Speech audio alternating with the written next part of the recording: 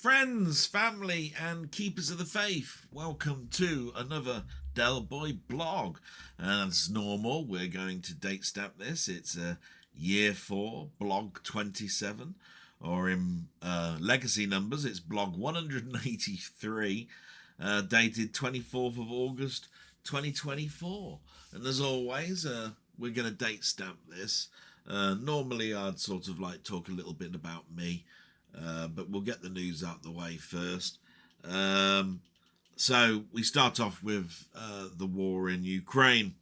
I've got some news details here that I pulled this morning. Ukrainian drone strike causes brief fire at Russian nuclear power station as the Ukraine hangs flags up to mark Independence Day. Yes, 34 years since the split from the Soviet Union. Earlier this week, the Trump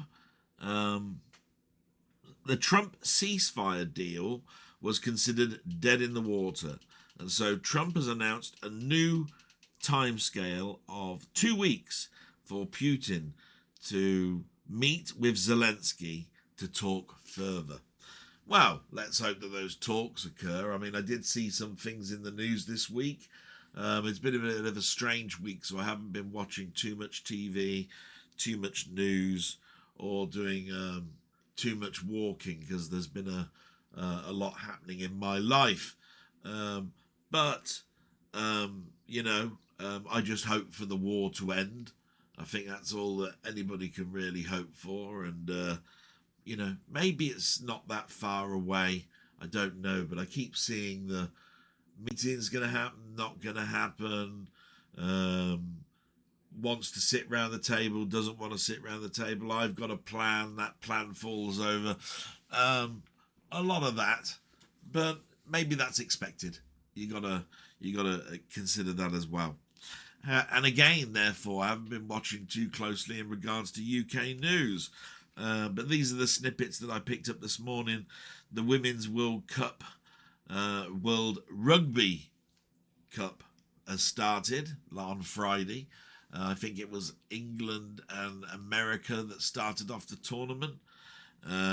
So another women's tournament to be had over a period of weeks. Seems to be filled with that type of news, with the Euro for the women's, for football, only just gone past.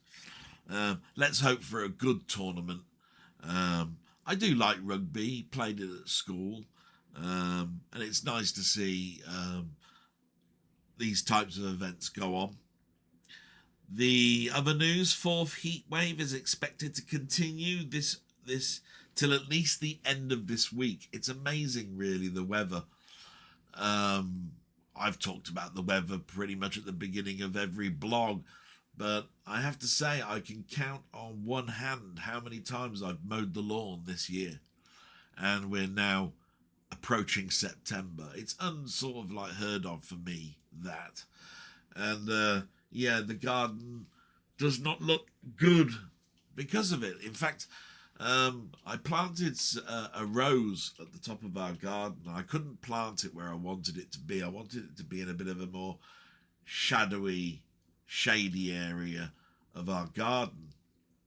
But that side of the garden, where the fence was put up and the posts, a lot of cement was used. So you can't dig a hole deep enough, really. So I had to dig it into the other side of the garden where it's not so shady, and it budded. I got 6, 7, 8 buds off of it, but the leaves are now going a yellowy brown. I've watered it sort of like with a watering can every couple of days. Don't want to drown it, and I don't want it to dehydrate. They're quite hardy roses, and my sister looked at it and said it's not dead, but it is suffering with the heat. And I'm just hoping we get through it, because usually what follows a hot summer is a bloody cold snap winter. And I wouldn't want that as well to affect it. So I'm sort of like looking at the garden a little bit more. And some good news. The last story I've got here is new NHS health treatment for bladder cancer has doubled survival rates. That's brilliant. We could do with some good news. Do you know what I mean? It's all been bad about inflation and lack of money and recessions and property taxes and bills rising higher than wages can cope with and all sorts of stuff. We all feel it.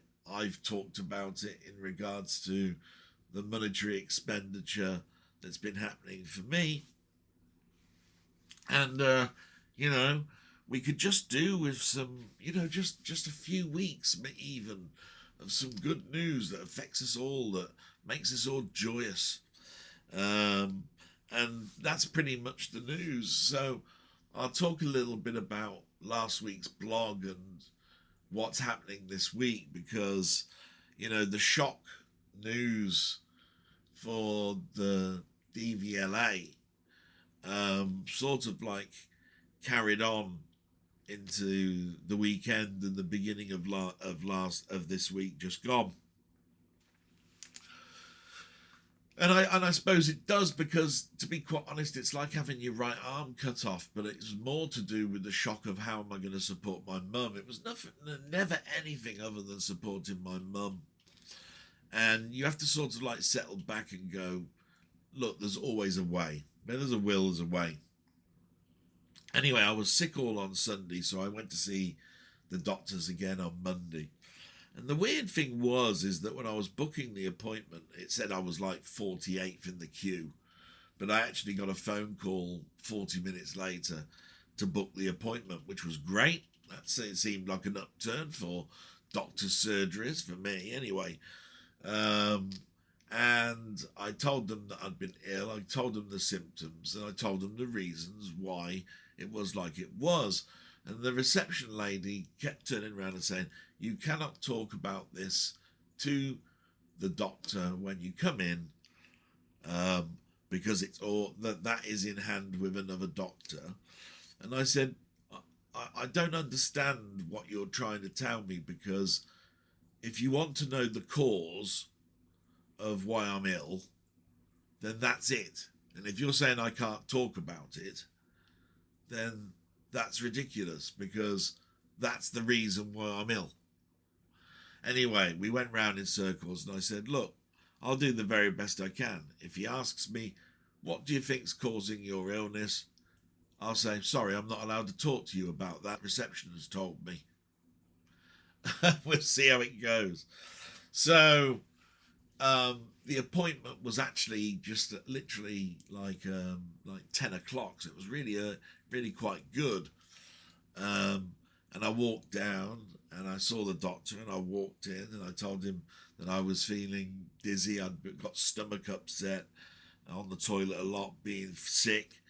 And he, and I told him that I also measured my blood pressure and it was high.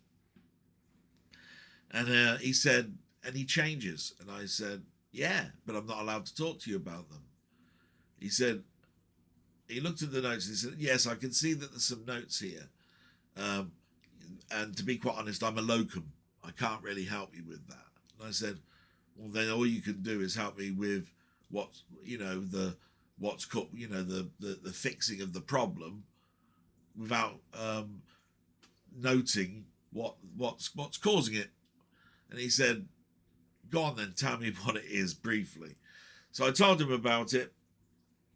He measured my blood pressure, and he admitted, he said, yeah, all I can do, and I'll do it for you now, is I'll put in a note to the head of this surgery that you need to discuss this as soon as possible, and that the 28th of August is too far away based on the condition of your body at the moment with your blood pressure.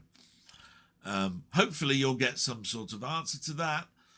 I said, I brought in my revoke letter from the DVLA. Is there any way that I can get this photocopied so that this can be put on the records? And he said, yeah, take it to reception. And I told him, after this, in about half an hour, I've got blood tests to do. So I'm hoping, that there's going to be some movement today.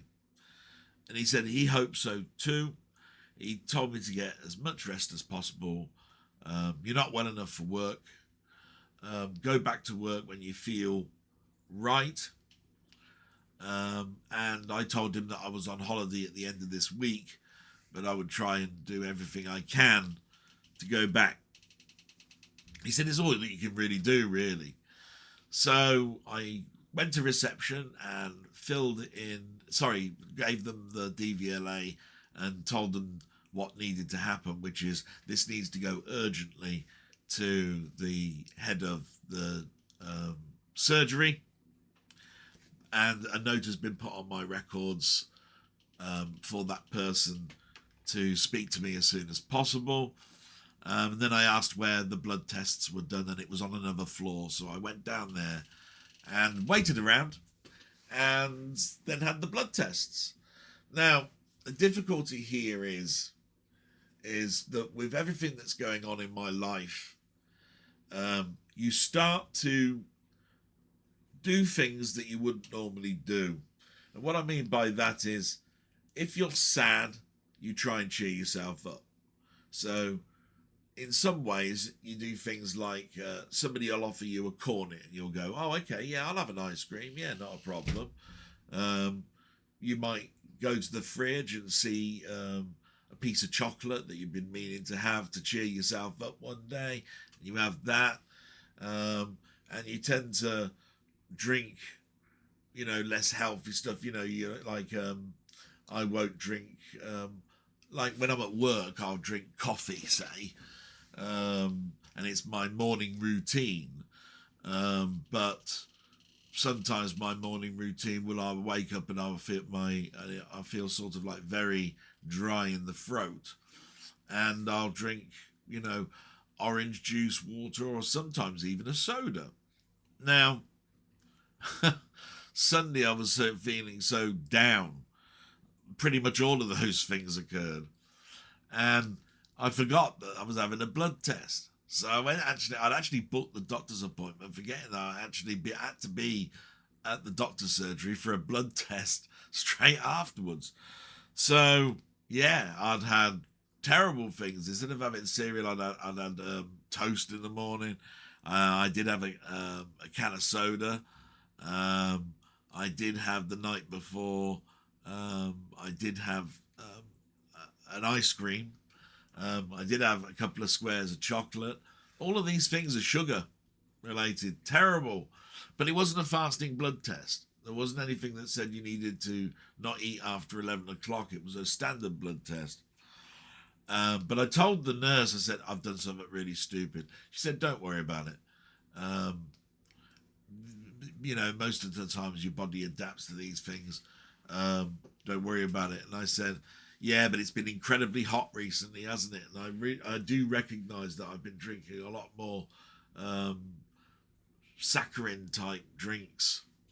And she just said, turn it around. Go when you leave here, if you can, go and get bottled sparkling water or something. I said, yeah, need to change my life a little bit. I think I'll do that. So I left.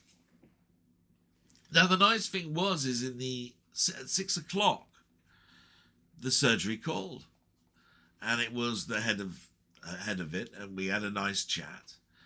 And she turned round and looked at all the notes, listened to what I said, and said, yes, I think I need to step in here, and I'm going to write to the DVLA on your behalf. It says here that I can email the DVLA for them to reply with a secure email where I can write a letter and send it with evidence. I can see you've had a blood test. That won't be very conclusive either. So I'll send it today, and I'll carbon copy you in, and hopefully we can get a turnaround on this. I do believe we contacted the DVLA too early, and there's been too many misconceptions on how this process works. So then she went through how it did work, and I pointed out something to her, and she agreed. Now, this is what she pointed out. She said, we use a PDF, and it says about sleep deprivation. And there's a table on this thing, and it says for doctor's use only. Okay? So it wasn't for printing or anything. And on this table, it said that if somebody comes in and they're reporting sleep issues and all of this sort of stuff, then you need to do this, this, this, this. And at the bottom it says there is a legal requirement for the patient to contact the DVLA in regards to this particular problem.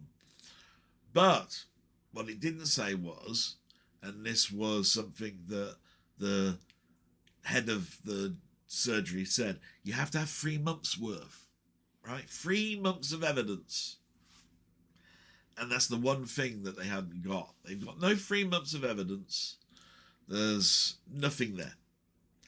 And I said to her, well, look, when this PDF came through and it was something that was scanned into your doctor's software, why hasn't any of you proofread it and sent it back saying it's not fit for purpose? Because it doesn't mention that on the PDF document. She said it's because it goes along with training documents. And I said, but your GP doctor just looked at this PDF and didn't look at his own training documents, and so therefore relayed a piece of information to me that's caused a big problem. And she said yes. So she would also look into sending this form back in a change to the document that is across all GP surgeries as an alert. I said, well, it's great. I said, if something comes out of this, brilliant. Because you've already readily admitted, and I've already told you that you've made this whole thing has made the situation worse. You know, I'm not putting up a brick wall saying that we shouldn't continue to look into a problem that I've got, but you shouldn't sort of like cock the trigger and pull the cock the handle and pull the trigger at the same time. Otherwise, there's about 500,000 menopausal women that will be having their license revoked. What about all the people that have got epilepsy or all sorts of other things? The questionnaire on the DVLA only asks 2 questions, and that is your sleep problem under control? Well, I'd only seen the doctor that day, so how can I put, yeah, it's under control? I know of no drug. You haven't given me any drug. We've only just started to go for blood tests. So that's why we're going down the route of, I don't want the DVLA not to know that I've got a problem, but I don't want them to revoke it until there is hard evidence, and that's why she's going down the route. So that cheered me up no end on Monday, but of course by then I've had 3 days of next to no sleep, and it took till at least Wednesday before I started to feel good. Because what happened was, on Tuesday, when I'd finished looking after my mum, I said to my sister, I'm going back to bed. I'm going to sleep for a couple of hours. I want to get some sleep back that I've lost. And although it took a good half an hour, 45 minutes before I started to sleep, I did get a good hour and 15 minutes on Tuesday extra. And I got a good hour and 45 on Wednesday. And each time that I did that, I didn't feel drowsy in the afternoon. So that was a good sign. The bad sign was the blood tests came back on the Thursday morning, and they came back with slightly elevated readings. Well, I know what that means. It said your sugar level is slightly high, towards the low diabetic level, and I've always been borderline on that.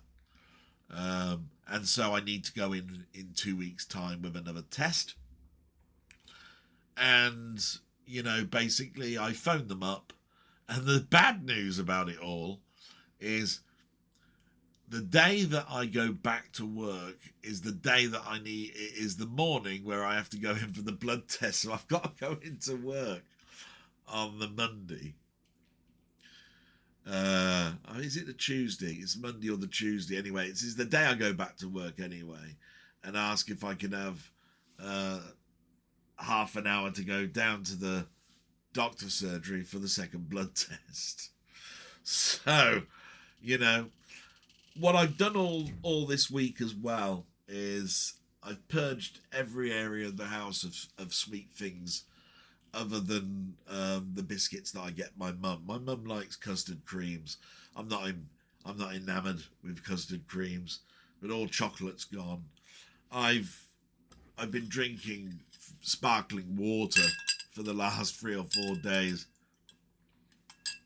It's this Highland Spring sparkling water, and although it's as bland as anything, if I feel like I could do with something different, I've got some low sugar cordial that I'll mix in with it. So in fact, it only is strong enough to give a sort of like a pink hue or an orange hue, depending on what flavour I've got.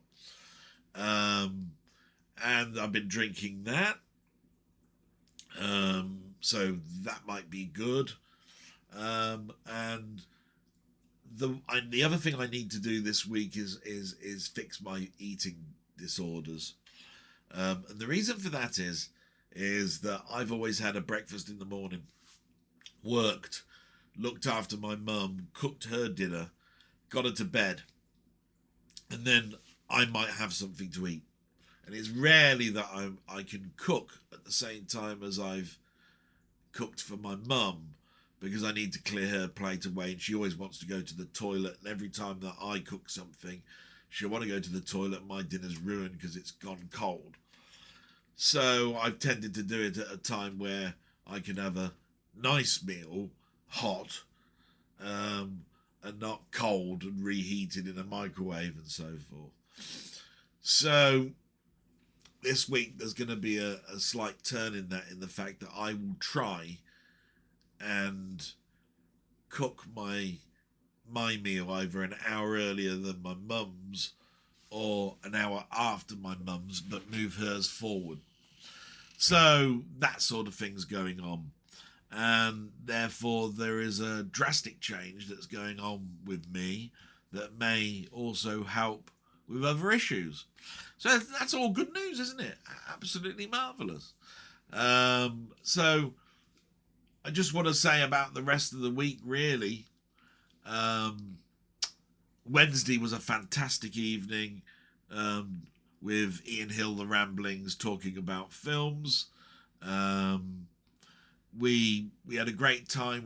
We talked a little bit about Hollywood as well, in regards to how revenue is done. We also talked a little bit about how budgets are so high that they can never recoup the money.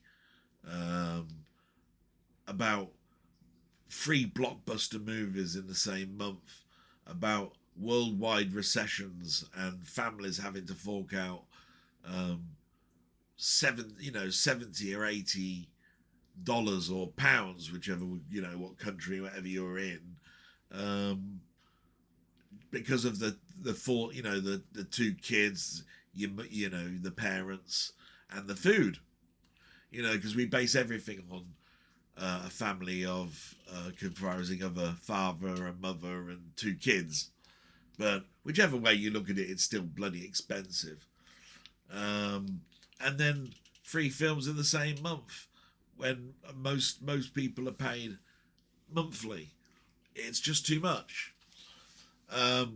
So depending on where your film came out in that month was the flop of the month. And we talked an awful lot about that and what we'd watched and all of that sort of stuff, and it was just great time. Lasted about just under 4 hours, which it normally does. We had a little bit of a chat afterwards and cheered ourselves up. And if you haven't been across to Ian Hill, The Ramblings, by all means do so. Absolute fantastic channel. I don't think you could actually not find something that you wouldn't be interested in. He does reviews on music, as well as he does films, Blu-ray reviews, DVD reviews, cinema reviews, magazine reviews. It just goes on and on and on.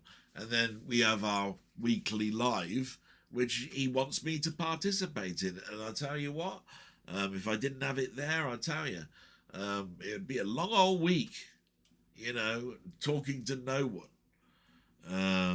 The one thing I miss is, even when things were pretty bad in other years, I did have the odd phone call from some of my friends asking how I was, and it sort of like sectioned off my week. And it's just not possible for these friends now to call me. Some of them have said they would and have missed that time. Some of them have sent an apologetic note saying they couldn't make that time because something else happened. And you shouldn't rely on it. But I suppose what's difficult is that if some of the people that you're friends with are on YouTube and they happen to mention in their YouTube time, I called my friend and I spoke to him about this or that, and you were expecting a call from them, it makes you feel not wanted. Do you see what I mean? And that isn't their intent either. It's just that's how it would come across, and it would come across like that to anybody. And I try to diminish these things down, but the other thing that I was so happy about was, at the end of the week, I was going to go to an event, which actually did happen. So on Saturday, I was picked up, because I can't drive, by my friend Jambon. And we went to an event that we've been going to for a couple of years now. So this was our third time going. We couldn't go last year. And it's called Pinfest, and it's a pinball festival at a hotel that's not too far from either of us. It's a 35-minute drive for me. It's about an hour and 20 for him, I believe. So it was a bit of a longer drive for him this year because he picked me up. So he had to come all the way down to pick me up and then take me there. But he got here, pretty early. We got there for 10 o'clock. And we were there till just about 3:45. So I got home about 4:15. Not too bad. About an hour longer than my sister would have liked, because she goes at 2:30. But she knew that I was looking forward to this event. And what I did when I finished was I told her she didn't need to come this evening. I'd look after my mum and she could have a long evening. So that worked out for the both of us. That was brilliant. But what I want to say is about Pinfest is, wow, what an event this year it was. I've always had fun with it. We've always done our normal thing. Jambon will go around, do his thing. I will go around, do my thing. I'll do a walk around. We'll meet up. We'll choose 3 random tables and see who wins. And at the moment, it stood at a 1-1 draw, because we'd been twice before. I won the first time, he won the second time, out of 3 tables, so it was 2-1, as in tables to win. You had to win 2 tables out of 3. And I never called this one the decider, because I am all intents of going next year. But yeah, we did that, and that was great. And then there was more mechanical devices this year. They had like foosball type tables, but not the foosball type that you see all the time where it's sideways on and you spin it to knock it into the other side. It was actually facing you. You had to actually score a goal facing you. So all the players had to spin round and knock it into the other side of the goal. And I'm no good at these foosball type games. You know, I find them hard to find which spinner is which player, and then there's a little dial for the goalie. You know, and I can never move my hands fast enough. But we had a great time, and you'll see it in. I did a video, by the way, of this, and it should be out later on. Now, the only downside of it all is that it was so busy, so many people there, so busy. The sound was even worse this year than it was last year. So I'm hoping that you can hear enough of my voice. But at least you'll get the essence of the Pinfest itself, you know, with all the people and all the tables and what they look like, the layout and all of that. And if anybody has ever been on the sort of like, you know, the sidelines about should I go, should I not go? I'll go. You could not help but not have fun. You know, even if you've got a remote interest and have played only video pinball type things, you'd find fun. There's over 120 tables there, all on free play. My God, if you just stuck on one just to see how good a score you could get, you'd have fun. There's a lot of little anecdotes that we had in there, like when we were going to eat and how much it cost to eat there. My God. And I met a new friend there called Toby. He taught me some of the tips and tricks that go on in pinball, and took away some of the myths that I've had about pinball. Toby, what a great guy. We met on a table for the film Demolition Man. And he said that his high score from last year was still recorded on that table. So he was immensely happy that they'd moved the table from outside of the event to inside the event. And he was trying to better his score from last year. I think he got like 1.5 billion or something on that table. So I had 7 goes on that table. 8 when you consider I chose it as one of my tables to challenge my friend Jambon on. But I'd never been on the table before, and I got better and better and better, and that's why I chose it as one of my tables. But enough about that, because I'm going to give a video of that. But to Jambon, thank you so much for making a day that's put a smile on my face and has kept that smile into the following day. Absolutely wonderful. Very rare for that to happen. And for Toby, who actually made a note of my YouTube channel, thank you so much. What a wonderful time I had with you. Thank you for filling me with education in regards to pinball tables and all those myths that I thought were true and real, which weren't at all. And what a nice guy you are.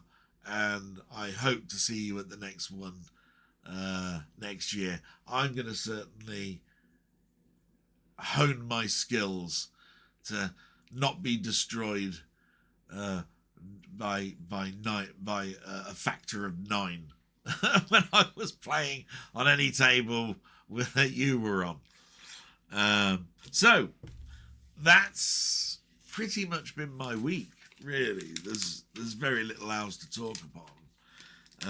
So I'm going to take just a little break now. We've been going for 34 minutes. I just want to make sure everything's okay. This door's been creaking behind me. I don't know if it's been picking up.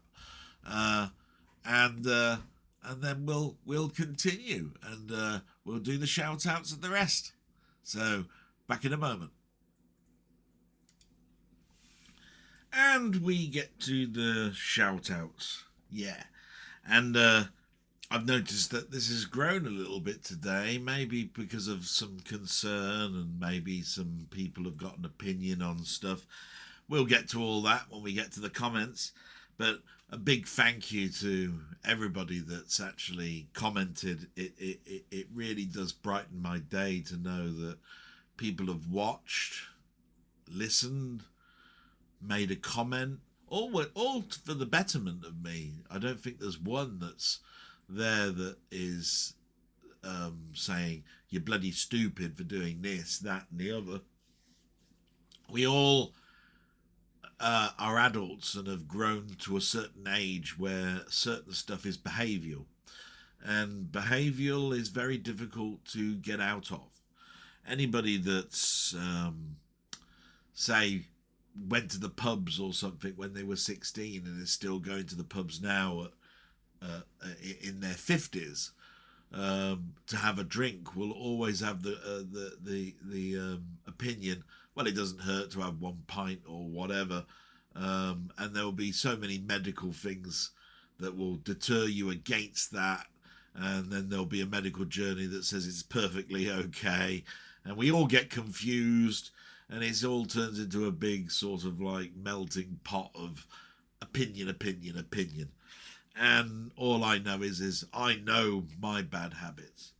And to be quite honest, I don't have too many sort of things going on in my life that make me happy. Certain things that make me happy are then detrimental in regards to continual growth. But if I took those away, I might as well be a priest. You know, I'd be doing next to nothing. So you gotta have something in your life. Just do it in moderation. That's the thing. And sometimes moderation goes beyond that, and it turns into something excessive. So I'm certainly looking at that over the next 2 weeks. So to all of these people, and they're not in any particular order, they've all left a comment. Thank you so much. They are Carl Todd, Steve's Gaming Part 2, Ian Hill, The Ramblings, LFC Gamer and Vlogs, Robert's Retro Gaming, Colin Jones, aka Ponder, Tony York, Frank Holder, Muckman-Movies, Martroid, Wee Bob Art, Sandra Clark, and Gans Teeth. Every single one of you. Salute. Thank you so much. You make my week with all of this. So I suppose really, because I'm not that well organised at the moment, that I ought to bring up the comments, because I haven't done that either. That's terrible of me. I'm usually much more organised than this. And I'll start expanding a few of these because actually they're quite lengthy this week. My God, everybody's got an opinion or asking me something. Absolutely marvellous. Thank you so much. So I've done the first 6 or so. And the first one at the top is Carl Todd. So, Carl, absolutely wonderful. He just came back off of his holiday, if I remember rightly, from last week. He's put, "Hi Del, I hope things have improved for you over the last week and that your stress levels have decreased." Oh, by the way, the writing's incredibly small. That's just my screen. Have decreased. It sounded like you were expecting some good news.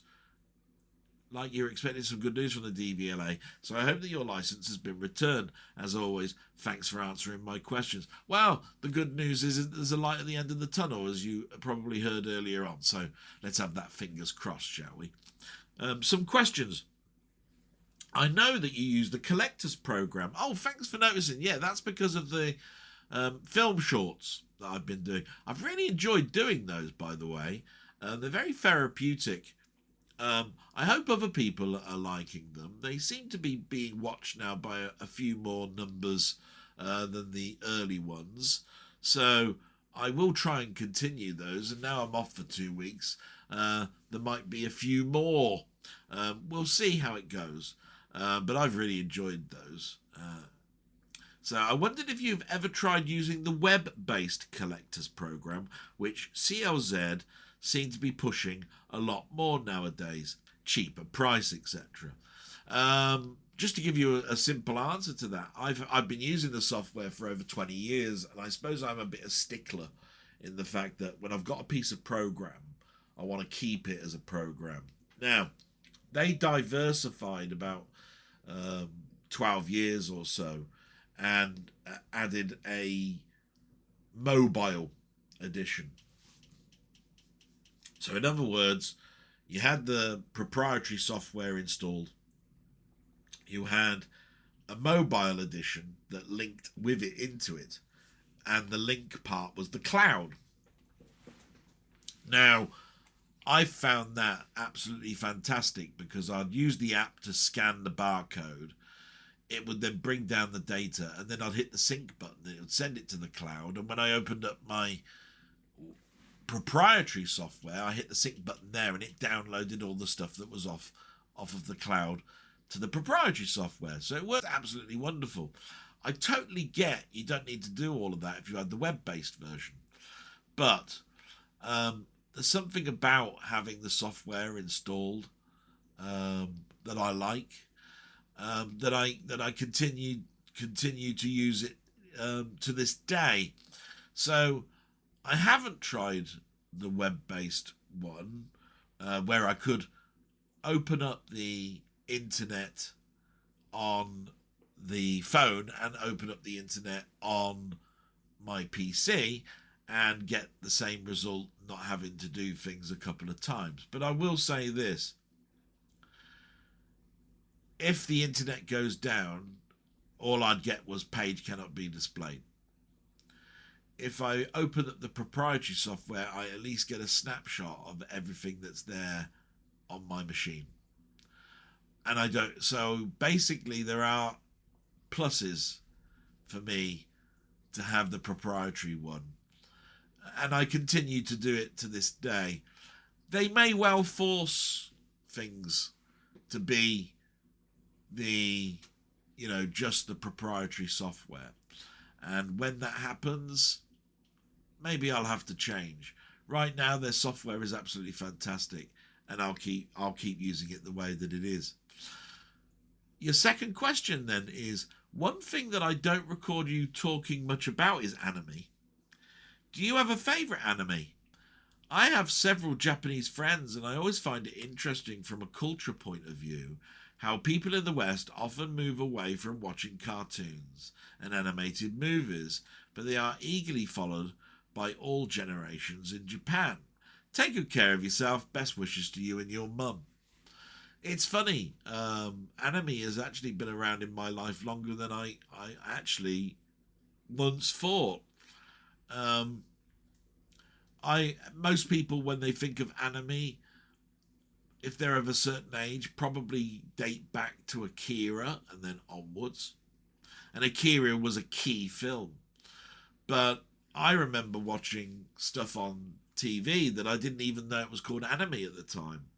And I watched a little cartoons called Astro Boy and Marine Boy. In fact, I think Marine Boy had some weird things in it, like he breathed underwater because he chewed something called oxygum. If I remember rightly. And then in the late 70s there was a TV show called Battle of the Planets,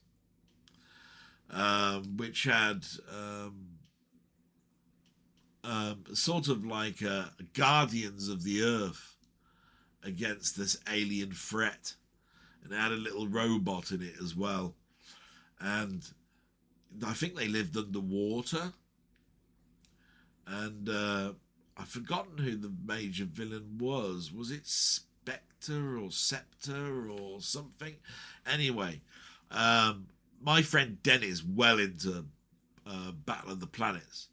He's looked for ages and ages and ages for a box set that included them all, and he finally got his wish.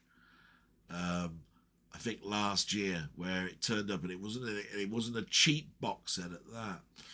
So I'm so glad for him. And I watched a few of them recently, and they're not bad at all. And I know that my friend Kevin from Down the Rabbit Hole has built the main G-Force ship, because that's what they would call themselves, G-Force, in his No Man's Sky game. So it still has a holding today. And it's amazing, really, that I didn't at the time recognize the word anime. It was just something that came up in the 90s for me, or late 80s. It could have been late 80s, where it all tied it up together. And from then on, it's everywhere, isn't it? Castlevania is anime. I watched that on, I think, Prime, or was it Netflix, a couple of years ago. And of course, there was always the big explosion after Akira of anime. I never really watched Sailor Moon and all of that sort of stuff, and I've never been a Pokemon person. But I did see things like Fist of the North Star. I think there was a Street Fighter movie cartoon that was anime. Don't hold your breath on that. I'm pretty sure I'm true on that, though. Other than that, I've kept my ear to the ground and observed from a distance. But I do remember there was a time where I was buying everything. And, you know, I could easily get swallowed up into another genre that I just wouldn't be able to keep up with. But I do like animation. Animation to me is something I watch every week.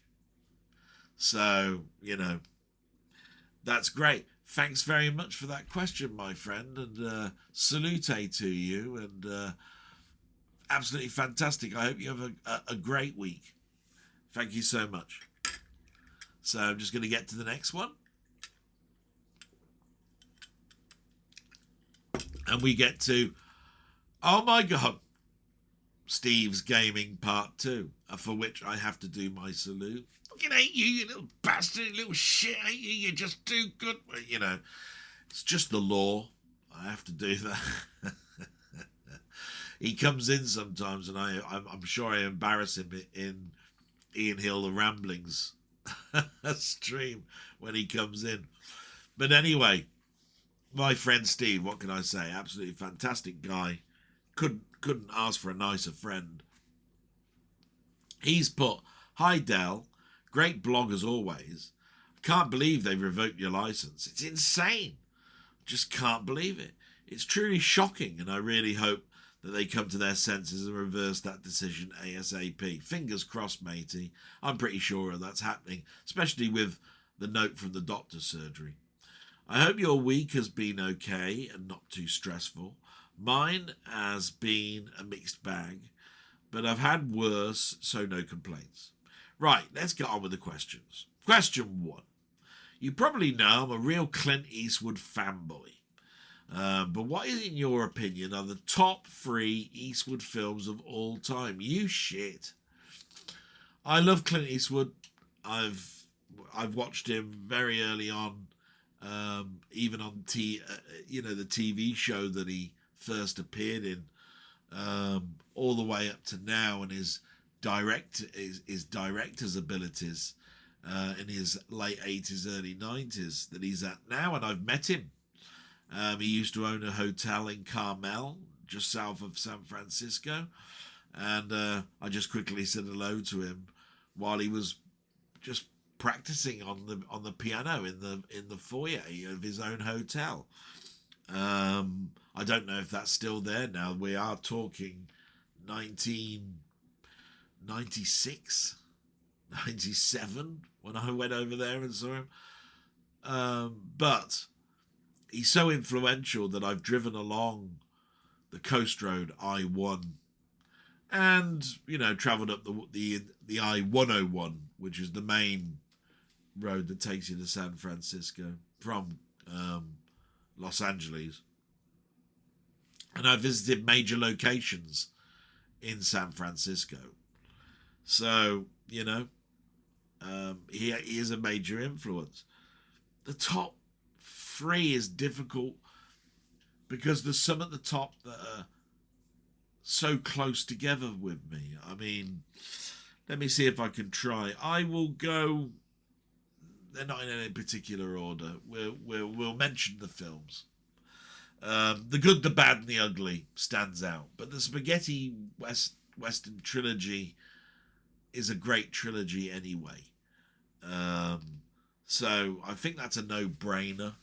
If you've ever want to see a quintessential Clint Eastwood film, I'd say watching one of those is key. Dirty Harry, which I've done recently a Del Boy film shorts on, just goes to show you my love affair with that character, that film, and with Clint Eastwood himself. Let me think. I suppose Unforgiven has got to be mentioned at some point. It's an Oscar-winning film, but it's an ensemble cast for that. Gene Hackman is equally as mesmerising as Clint Eastwood in that film. And the story is pretty good as well. So I'm going to mention Unforgiven. And the next two might sound a bit weird, because there's so many good ones, really. But I will go with Gran Torino, just to show racial hatred. A great film with a heart. And I really, really, really liked In the Line of Fire. So I'm going to mention In the Line of Fire as well. It was because it was showing Clint Eastwood was never afraid to show his age. And in this, he was an aging FBI agent who was a runner in the presidency of John F. Kennedy when he got assassinated. And it's great how they blended that in and made it into this story of what was going on in a new presidency with his FBI character in its twilight years. So I like that. That was good. But, Play Misty for me is a top tier film that I mention all the time. I was surprised, really, when I was going around some of the chat rooms of how well loved Play Misty for me is.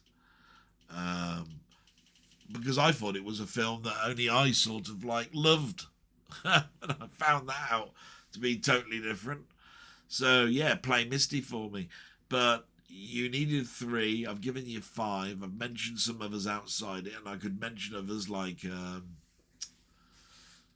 Any Which Way But Loose, Space Cowboys, $1 Million Baby, which is a boxing film, by the way. Outlaw Josie Wales, 2 Mules for Sister Sarah. The Beguiled. It just goes on, doesn't it? The guy's a legend. Fantastic. So I hope that answers your question anyway. Question 2. Do you think The Switch 2 was a disappointment? ? I'm reading in many places that it's already struggling with games, and it's not even been out 6 months yet. And it will have to last 7 to 8 years before Nintendo bring something else out. I also read that Elden Ring is really poor on it and has major frame rate and frame timing issues due to the very weak CPU in the Switch 2, which is 8 years old. The screen is poor and has shockingly poor refresh rate, and developers are already having to skirt around the limitations of the system.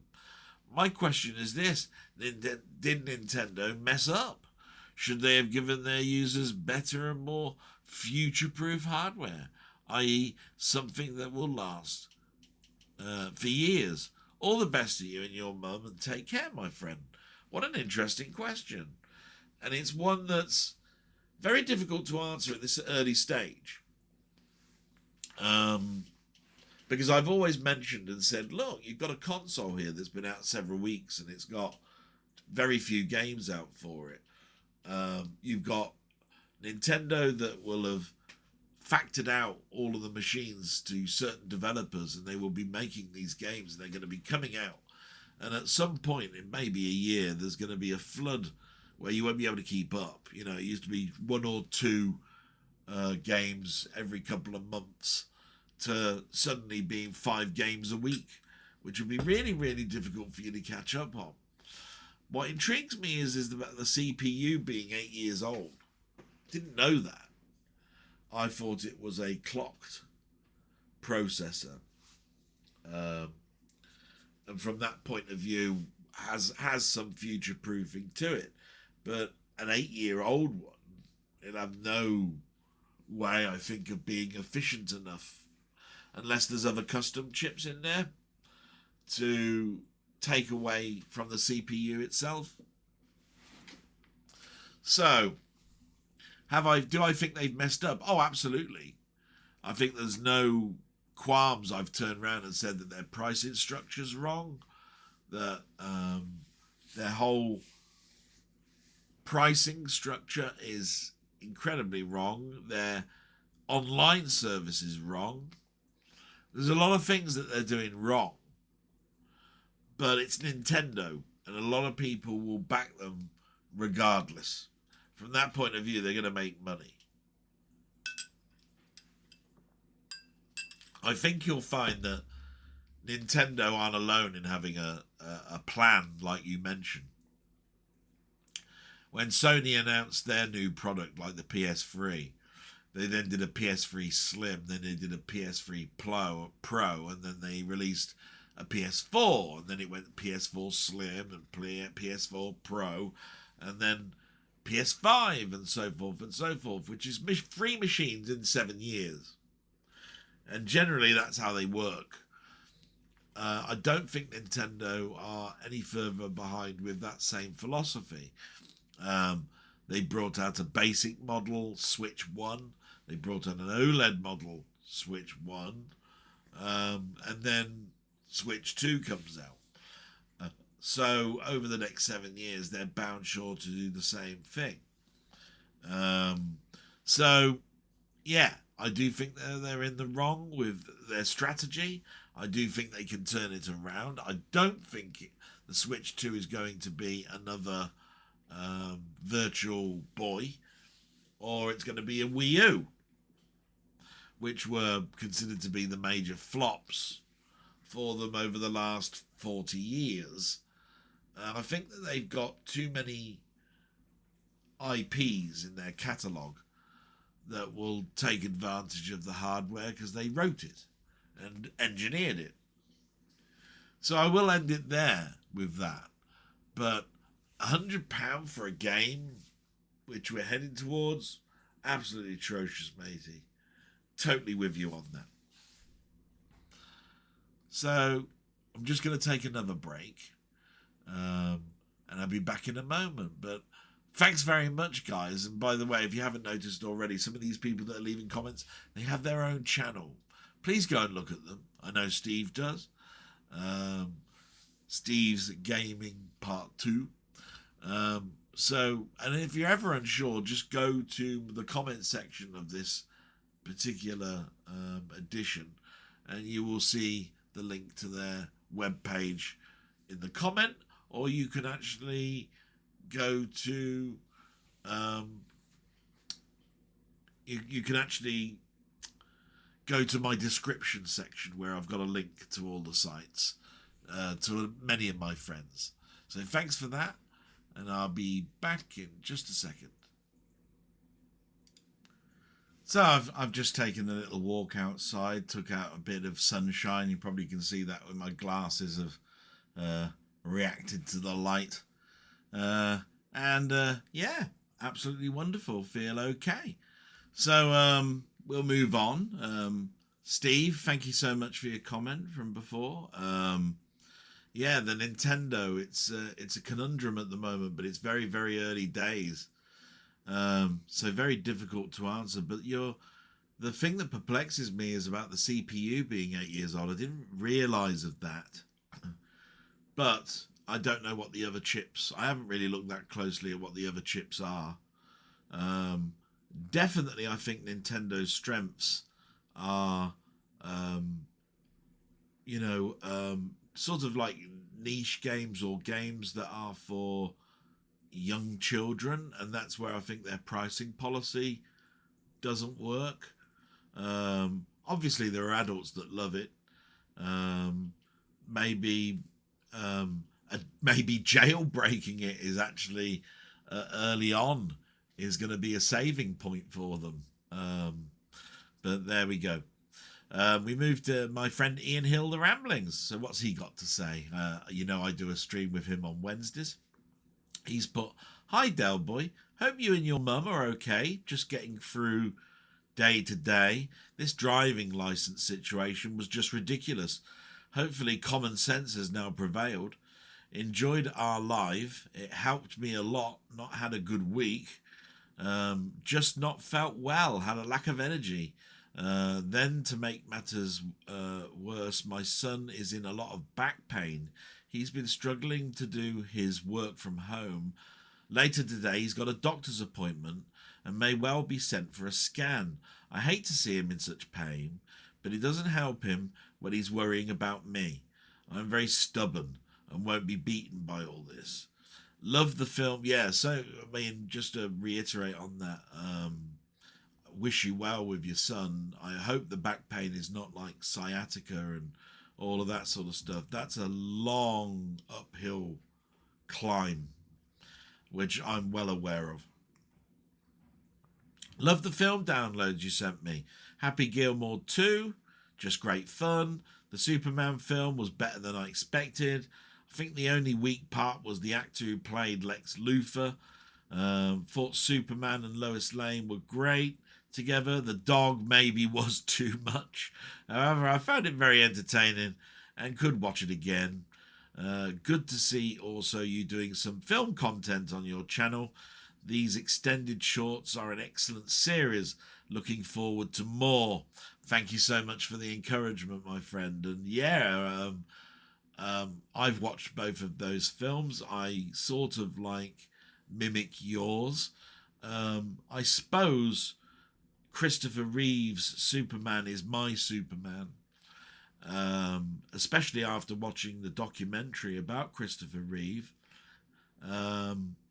And just knowing the quality of some of the acting that he did. I mean, Somewhere in Time is a fantastic film that I watched, but the Superman the movie, even at a very young age, it didn't seem too long to me. It didn't seem too padded, and in many ways, it was the way to make a superhero film for many, many years until Batman came along.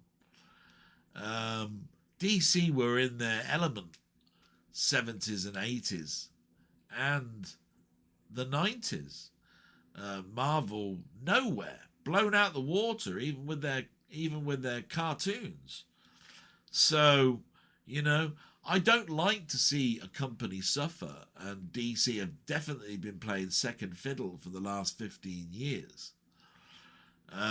They've come up with some absolute crackers, don't get me wrong, but more hiccups and backfires than hits.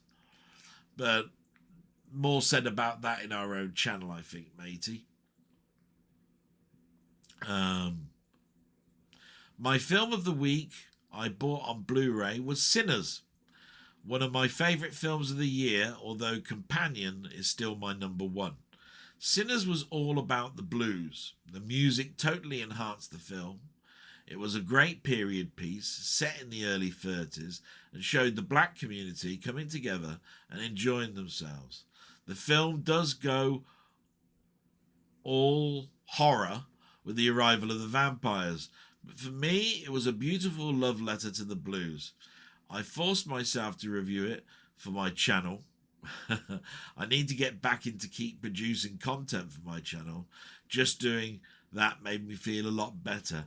I highly recommend this film. Yeah, and we talked about it on Wednesday, didn't we, matey? I said the blues enhanced that film no end. The Prohibition era is always a good era anyway for a film. To have the film structured like it was is to its betterment. I really liked it. I was so glad to buy the steelbook of it. I've watched it a couple of times now. When I should be really not watching films a couple of times. I should be actually moving forward with other films that are on my pile list.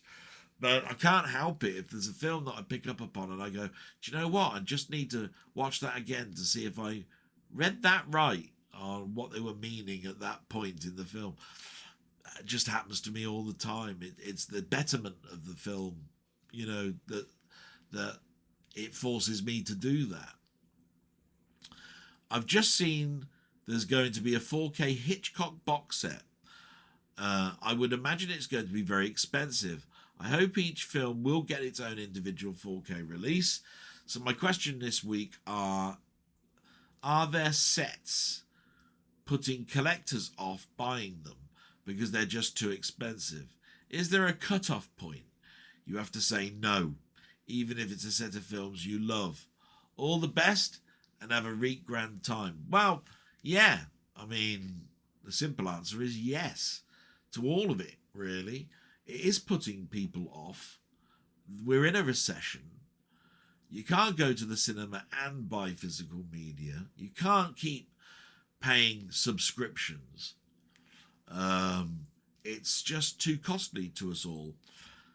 We like to have a variety in our setups, and we don't like to cut it down and say, oh great, they've just brought out 2 huge box sets for 2 totally different IPs that I enjoy both of, and now I've got to choose the one because money is tight.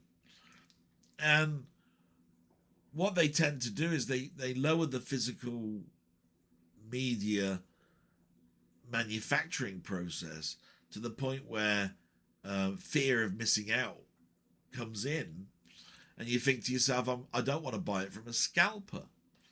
So yeah, you get into a horrible situation.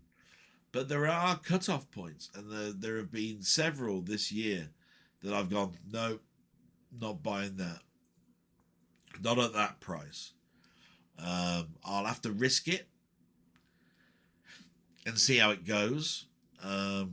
What's the worst that can happen? I'll have the versions that I've got already, which I've always loved. So yeah, there is a cut-off point, and I've certainly reached mine, and I'm circumventing what I'm buying.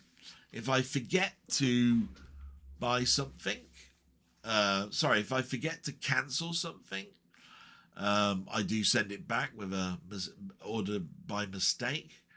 And that can happen because I've been also found last year when I ordered something, I was taken off of their list of saying, sorry, we've run out of product, so we've had to cancel your order, which has meant you have gone to 2 different or 3 even different places to get the same film and then forgot to cancel your previous order. So yeah, all of that's got to stop. We never used to be frightened on not being able to buy something because it would be out of stock and you'll never get it again. But those years are gone, unfortunately. So all the best and have a really grand time. Thank you so much, my friend. I wish you well. I hope your son gets better soon. Thanks for all the comments and the kind words and your support. I do hope our Wednesdays continue to grow. They have been. Last Wednesday was great. And, it doesn't matter if it doesn't, because we just have a great time anyway. And that's the important thing. But we survive, don't we? Because we're a chat channel where we're talking about films. We need people's input to bounce off of. There are certain other things that are going on where a live could actually have been a recorded event because there's no user interaction. It's the user interaction thing where you go, do you know what? It happens, it happens. But when something doesn't require any input, what's the point? You're only just upsetting another broadcast, in many ways. But enough about that said. Thank you so much, my friend, and we move on to LFC Gamer and Vlogs, my friend who also does blogs, and I follow him, and he's so funny. He's put, hello again, Del. I wish you and your mum a great week and hopefully feeling much better. The last few days has been a strange one for myself. Mainmeister mentioned he was getting vertigo. I can only sympathise as someone who's been battling with it on and off since my teenage years. It's never easy, especially when dizziness happens when you least expect it. But you learn to deal with it over time. I had a horrid spell of it the other day, but with careful movement and moving my head a certain way, I'm pretty much back to my usual self. The only vertigo I enjoy is the Alfred Hitchcock film. Please ignore the piss poor joke. No, it's funny. Vertigo has many meanings. Some think it's just for heights. Some say it's a dizziness feeling. It's all of them, to be quite honest. That's why Alfred Hitchcock's Vertigo shows James Stewart looking down from a height, and you get that famous camera effect to make it look like he's looking at an infinity drop, which causes him his effect. But what I will say is this: have I had it before myself? Yes. Now, a couple of years ago, I tended this was something that I read up on the internet, and it worked for me. And I tended to find that I was sleeping on the right at night, and when I woke up, if I turned my head to the left, I felt dizzy. Now, I read up about it and read about the problems that you might have behind your inner ear. You could have an infection.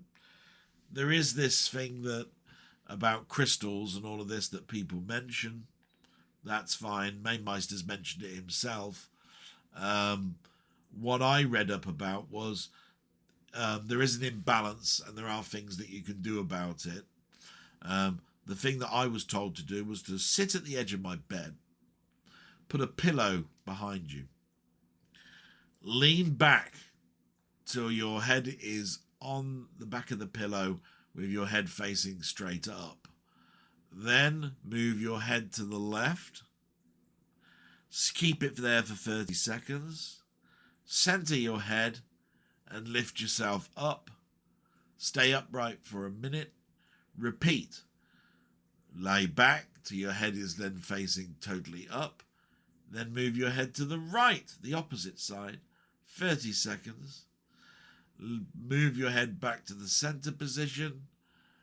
Lift yourself back up for a minute.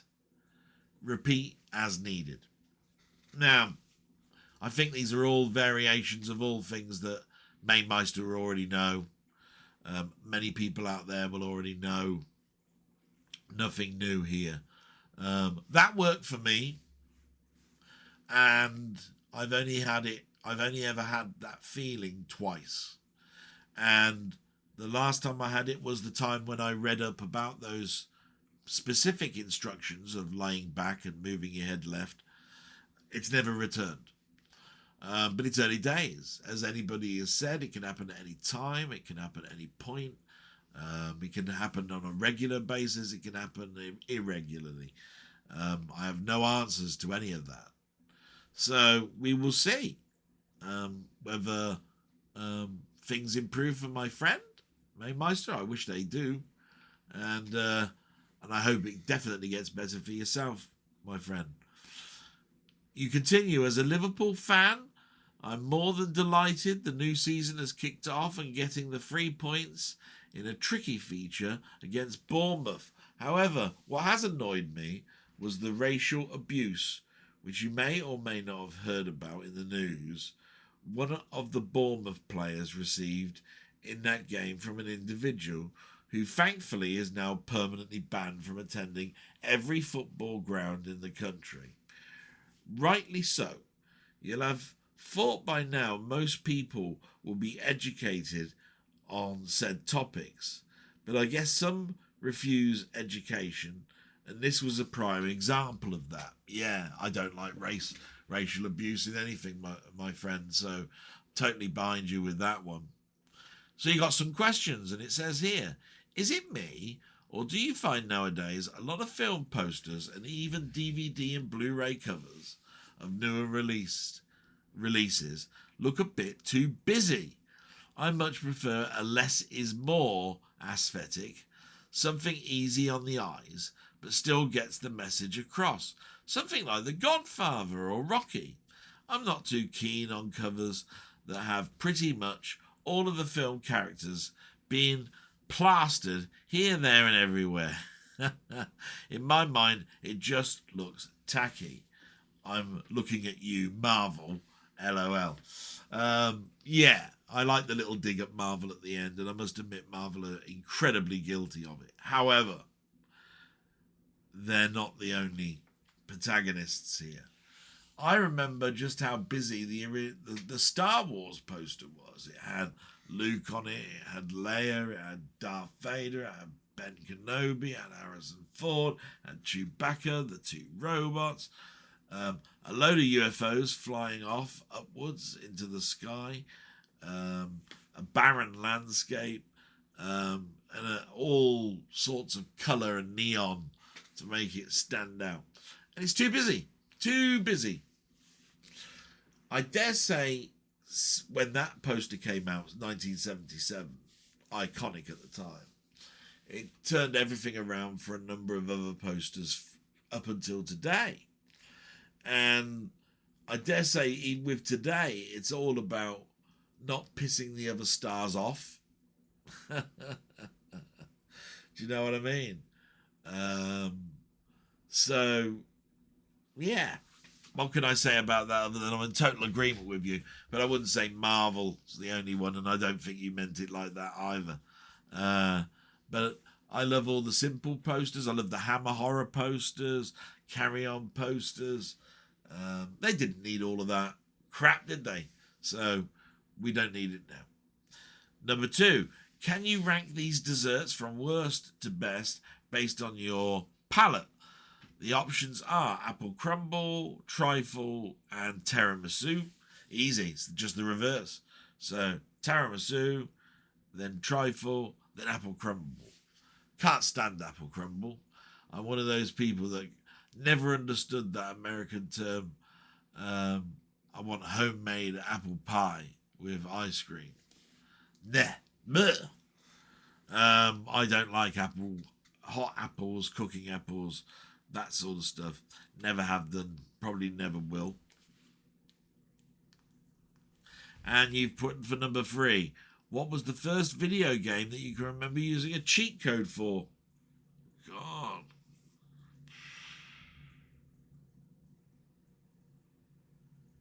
Now, it's not exactly cheating, but when I was at school and we were writing our notes up and writing the code for our program Lemonade Stand, I used to like changing the code by going to the logarithms and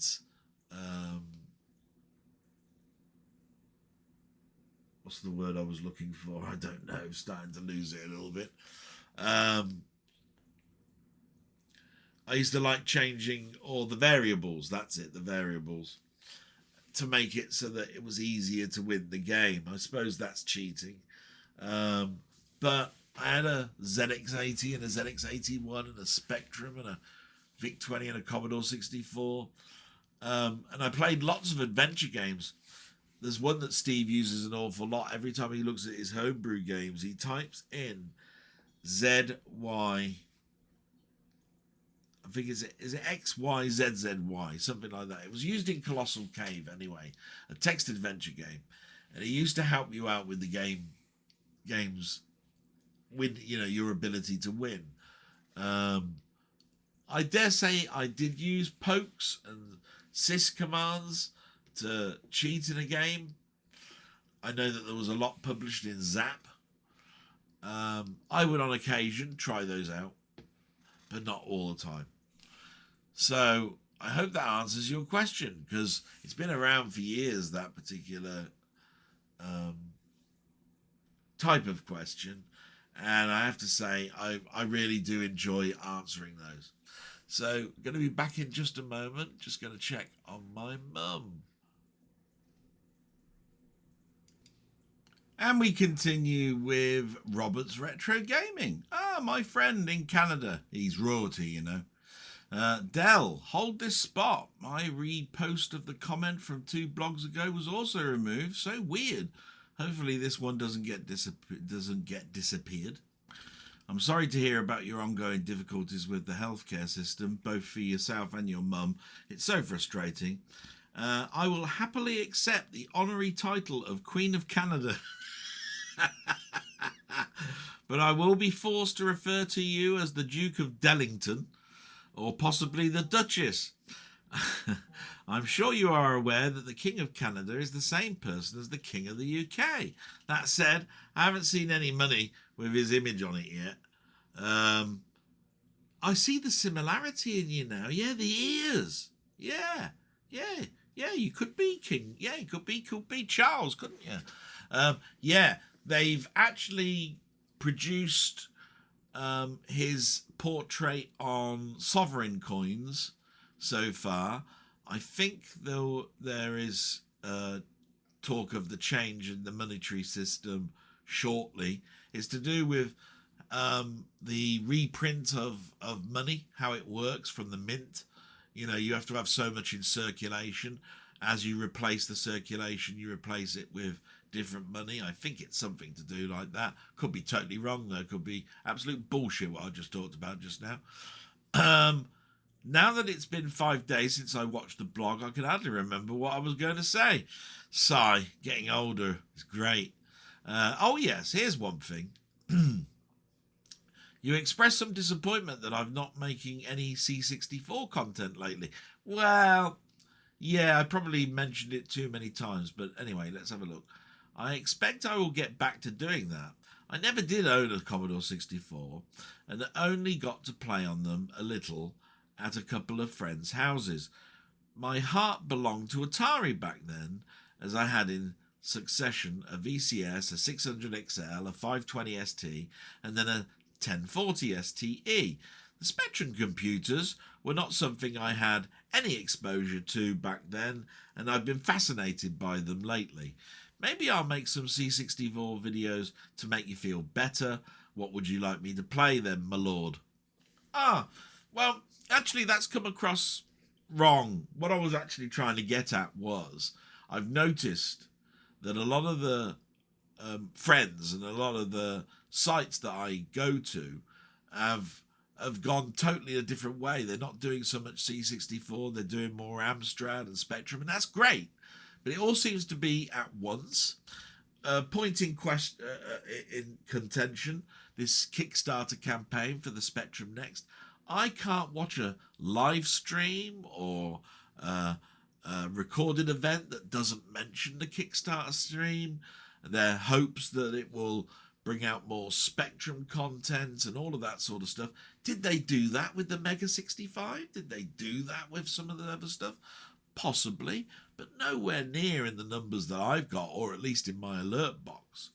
And so therefore, when you then see every other stream talking about the Kickstarter, and then you go to another channel and there's another Spectrum game, and then you see Atari games that also are on the 64, but that site also used to do C64, you just go to yourself, what's wrong with the C64 version? that's just me being a bit biased, I suppose. And also, I'm not actually sub to thousands of channels, where the C64 is alive and well and doing well and is being represented really well.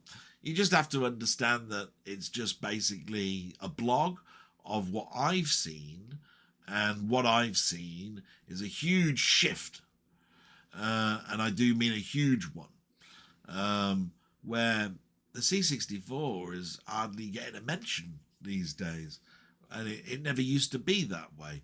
So what do I expect you to play? Well, I could probably give you some suggestions, but I have actually put a number of Atari games in the Discord channel, and you haven't played any of them. So maybe you need to look there a little bit at the chat. But they were months back. I don't do it very often with you because I'm just happy with your content. And the thing I've learned the most of is just how great the Atari could be when it's at its absolute best. So you continue to do that, my friend. Don't listen to me. I just noticed that sometimes you did a Spectrum game, a C64 game, a SNES game, and about 5 Atari games. And the C64 one's been obliterated. Sometimes you'll do a SNES one. Definitely you'll do 2 or 3 Spectrum ones. And I just thought to myself, what's happened? What's going on? But it's great because I understand that from a Spectrum point of view, you had the Timex Spectrum. It wasn't a successful machine and was not as compatible with the British Spectrum. And so getting those games to work was nigh on impossible, just because of its architecture change. But there we go. You continue. Leading up to a question, I've bought tickets to see 2 live music shows in the next 3 weeks. Wow, good for you. Probably not bands you'll have heard of, but I very much enjoy each of them. They are Wilco and Blue Rodeo. If you had the time, which current bands would you choose to go and see perform live? Oh, wow. There's a band that I've been following for the last, 6, 7 years, 8 years, called The Blossoms.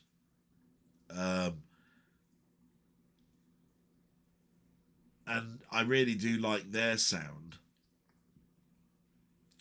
But I must admit, modern music is not that great with me. There's lots of bands I'd like to go and see.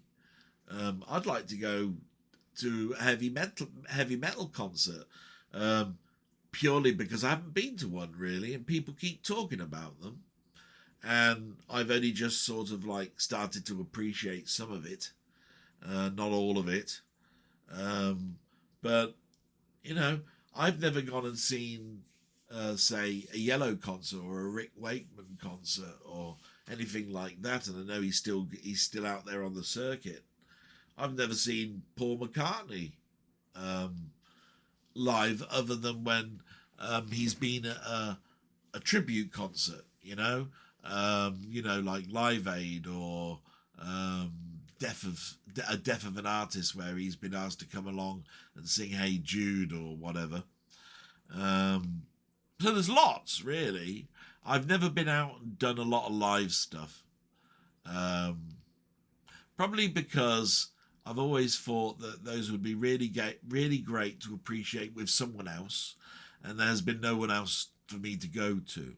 So when I've gone, it's because I know it's a niche market. Like I've gone to see the Proms, and I've gone to see film score evenings, or I've gone to see classical music, listen to classical music, or I've gone to see Jeff Wayne's War of the Worlds, or even a Broadway play,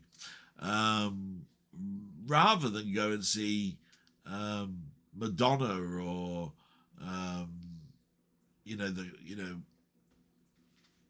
Oasis or anybody like that, or Pulp, or many like that. So yeah, I ought to sort of like change myself a little bit, but with my mum as it is, I doubt that's going to happen anytime soon. So you say all the best for you and yours as always, and thank you so much, my friend. Um, you do a great channel. I'm forever a champion of your channel because it's just so darn good. Let's have a little look. We now get to my friend Colin Jones, aka Ponder. Brilliant. Loving this at the moment.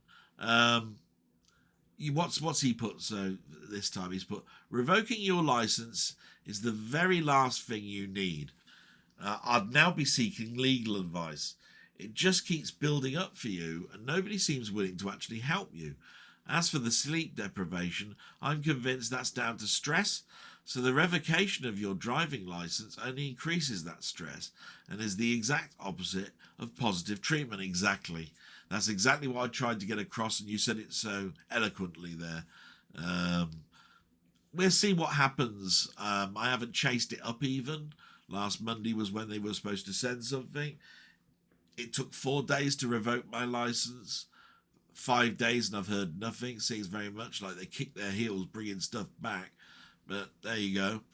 Sending my regards to your mother as always. I hope there has been some improvement in her non-long-term illness.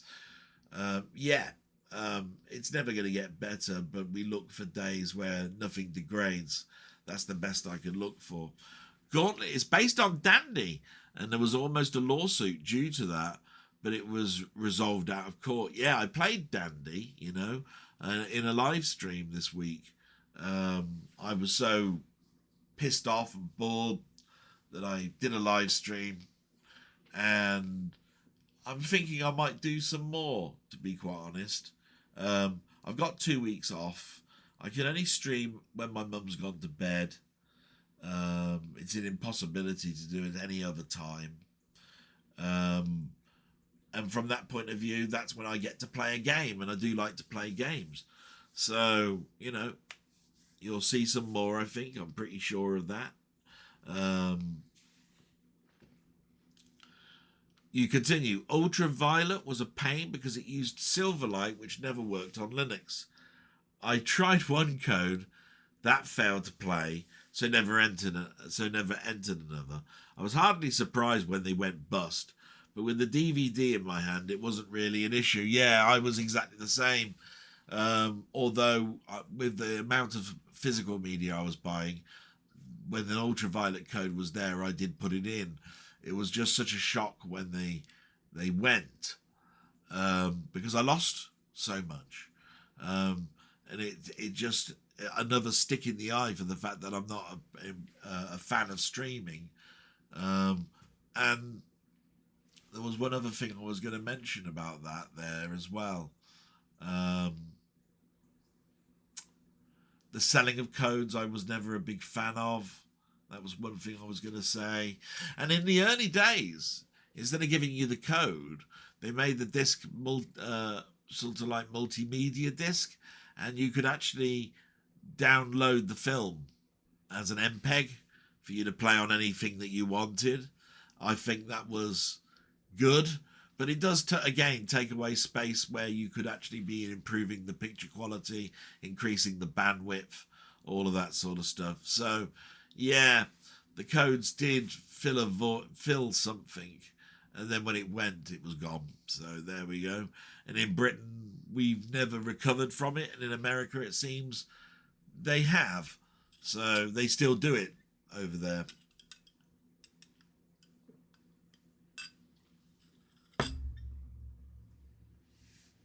So you put, if I really wanted a digital copy, I would always rip the original media. Yep, that's one way of doing it. I can confirm that the placeholder works for me. I tore the government to ribbons a few weeks back and it wasn't removed. Well, good for you, buddy. I don't want to sound morbid, but I wouldn't want to survive an apocalypse, so I'd be looking for a quick and painless way out. Yeah, that's just a funny question, really, isn't it? You know, the apocalypse has turned up again. Has it really? Bloody hell. Seems to happen a lot. Regarding last week's question, a cat would be my choice. An eagle is a very good choice. Thank you so much. Yeah, a cat is good, isn't it? What do? Eat shit and come on your lap, claw you to death, fall asleep. Marvellous. What a life. My question, what is a modern trend you hope disappears in the next 5 years? Oh, wow. I don't. I mean, these things will never go away.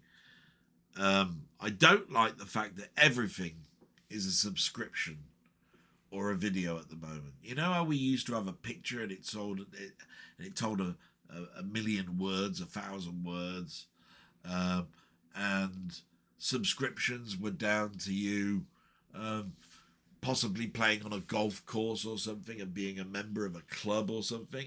Oh my God, everything subscription, everything a bloody video, not a picture. It's all down to social media, I'm sure of it. Adverts, yeah, don't get me on adverts. I have to watch a lot of telly with my mum. We watch old episodes of Coronation Street and Emmerdale and that. And every time an advert comes on, it's a bloody donkey sanctuary sending something over to help UNICEF. Other, by the way, charities do exist. All of that sort of stuff pisses me off. But then if it's not that, it's gambling. Always some bloke in a pub. Suddenly they do a close up of his face. He's suddenly eating a hot chip or something, and it's all about gambling and play responsibly and all of this sort of stuff. That pisses me off. And I hate that term. There's an app for everything, because there is, and it pisses me off. My God, it's almost like I've got this problem, and you instantly go, do you know what? The one thing I haven't done, I haven't gone to the App Store and sort of like done a search. That pisses me off. I think that's about it, really. Can't think of many more. If those could go in the next 5 years, I'd be happy. Oh, I know. Plastic surgery. Let's bring that in, shall we?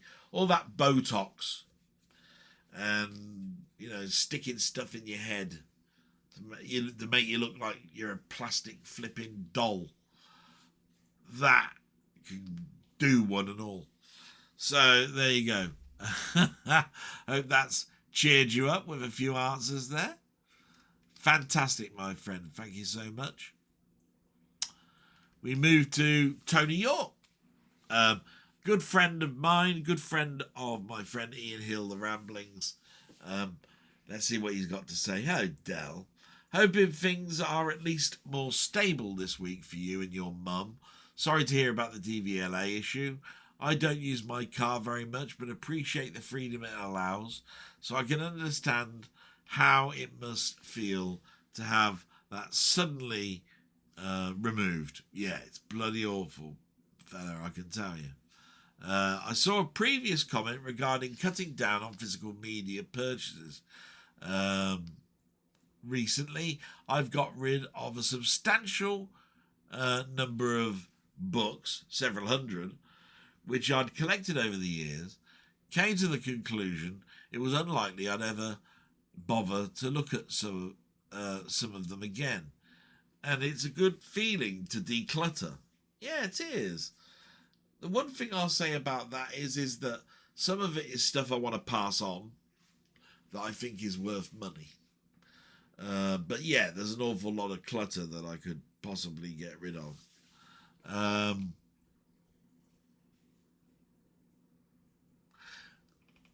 Keeping what I felt I had a good chance of wanting to go back to at some point, and extra cash, while not exactly a fortune is always welcome. Do you think it may be beneficial to move on items you have collected and no longer really want? I've bought very little physical media or books the last 6 months or so and feel better for it. Just financially, I've given the chance to concentrate on watching films for an hour and then watch a pilot. But what seems like forever, I best wishes to you and your mum. Yeah, I mean, what could I say about that? It's you're quite right with an awful lot of this stuff. I think a collector has the hardest time to put the brakes on. I know that I do. And sometimes I think to myself, do you know what? I'm teetotal. I never drink or anything. I think I'll buy a new game. And that's my own prerogative to do so.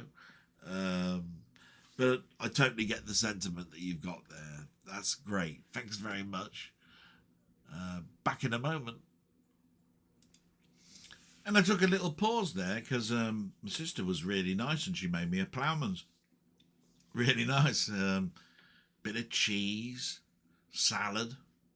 I don't really go for Branston pickle, but I had a little bit of quiche with it. That was quite nice. Anyway, so I stopped and had a little bit of that, so that was good. But we'll continue because I'm digressing a little bit. We get to Frank Holder. Whoa. Now, he's been saying some things recently that's been, he's a friend of the channel and everything, and they've been quite interesting. So what's he put today? He's put, hello, Dal. I wish your mum and your sister are well and dealing with the bad situation you're in. You will be okay in the long run. I'm positive.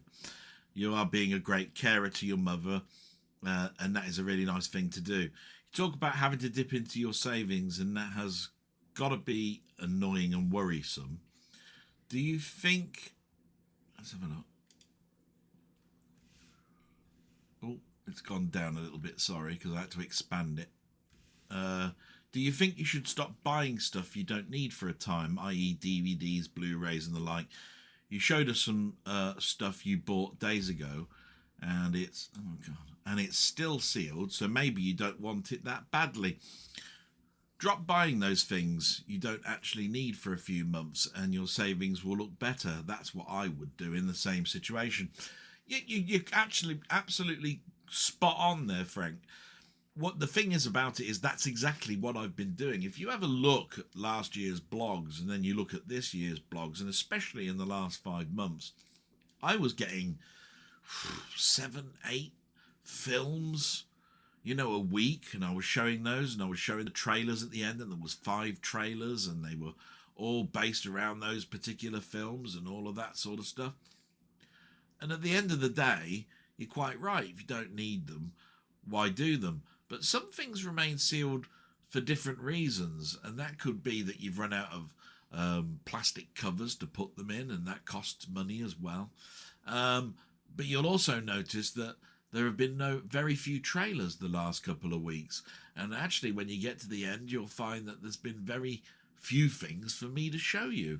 And the reason for that is the cutback. I've actually cut back. I've had to. There's absolutely no choice. Now, I do budget. That's the thing.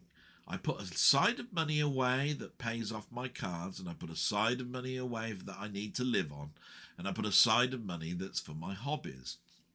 Now, what I'm trying to get at is that when you've got a problem like you've got, money should be evenly spread. I understand my sister's situation. She can't work, right? So she gets no income, right? But that shouldn't mean, therefore, that the bulk of all bills should be paid by me, especially when there's a situation where there's no power of attorney. But where else do you look? I mean, my sister's got no choice but to say, look, I don't earn. All of my husband's money is going to the mortgage and our food. You live here, so we have to look to you because there's no power of attorney. So what you have to look at is, so I have to give up everything in my life for it. You know, why don't you get out a job then? You know, I could look at snap answers like that, but that gets you nowhere. What we have to do is you have to live through this, and you have to look at ways that there are things that you don't need, and I've cut those out. I mean, the thing about it is that my mum used to have a tin of soup and some bread, and she'd have beans on toast, or she'd have a jacket spud, right? And I used to have a frozen pizza, or I'd have, you know, a burger, or I'd have a potato bake, or I'd something like that. And what my sister wants is basically increase the product that we buy for mum's healthy eating. Well, that raises the increase in price. So what that's basically has done to me is I'm eating things like Special K now for dinners, you know, which is a breakfast bowl cereal, or cooking something that's in the oven that would be just like a frozen pizza. There's no takeaways. There's none of that going on anymore. Can't remember the last time I had food other than just yesterday that was outside of this house. So yesterday when I was at Pinfest, I ate with Jambon, and it was at the hotel. But what I'm trying to say is, haven't been to McDonald's. I don't know what Papa John's tastes like. You know, there's no Burger King in my town, that closed down, but there's plenty of burger places. But I haven't had I don't eat, you know, I don't eat kebabs and all of that sort of stuff, even though they're around. But even if they are around, I can't afford them. If you wanted something delivered, it's through Uber, and if you want something delivered by Uber, it's like 15 quid or whatever it is. It's just too expensive. So I'm limited to having a corned beef sandwich, or you know, beans on toast, or something like that. That's it. So I've cut, if you cut that down, then what am I living for? I've got nothing to look forward to, nothing to live for. So you got to look at these things and go, what is in moderation can I cut back on? And I've already done it, I think, enough. But there we are. Thank you very much. And you're quite right, but you're quite right with everything that you said there, buddy. So, you know, really glad about that. Just got a mouse has suddenly frozen. There we go. Lost the Bluetooth on it. So the next one we got is my friend Muckman. Jamie, he's got a brilliant channel, by the way. I'd have a little look at that. He's got a steelbook collection to die for, and especially of foreign cinema, you know, Asian cinema. Oh my God, the amount of stuff I've learned from him, brilliant. Anyway, he says, "Hi Delboy, I really hope you get your sleep sorted. I've noticed in the last few vlogs that you start to get a bit drowsy and your eyes start to glaze over and shut. It's terrible not getting enough sleep. I have bouts of insomnia, so I know what you're going through. Maybe for the short term, you should buy some sleeping tablets. Good luck with it. I hope you find a solution. Since we're in a topic about sleep, what would be your favourite films that incorporate sleep deprivation into the narrative? For me, Insomnia and Fight Club spring to mind. They do. The Machinist, starring a gaunt anorexic Christian Bale, is a good one too. In fact, they're the top three. Bloody hell, matey. Thanks very much choosing the bloody top three that I can even think of. What you said at the beginning. Let's do that. Actually, I made a mistake, and this is hopefully helping with this video as well. I've got 4 monitors here, and I've got that TV back there. Now, the TV back there, I've already put the blue light on it. Okay. These 2 monitors to the left of me did have the blue light filter on. This main monitor had the blue light filter on. The top one, forgot to put it on. So it's been using a white light. So I've put the blue filter on. For the top monitor here and the top monitor up there, I've put a privacy filter on it. You know, it's like a polarized filter. So on top of the blue, there's a polarized filter. I'm hoping that's going to help. But the very nature of the fact that I missed one, I thought I'd enabled it, hadn't, could be one of the reasons, because the reason that things glaze over, and it's quite easy to understand, is yes, sleep deprivation can cause that, and fatigue. But the other thing is that my eye line, I use varifocals, is sometimes very close together and very far away, and my eyesight is doing that all the time. It's been bloody hot in here. All of these things on causes like a bloody heat wave at me, and I get very dry and very tired. My eyes get very tired.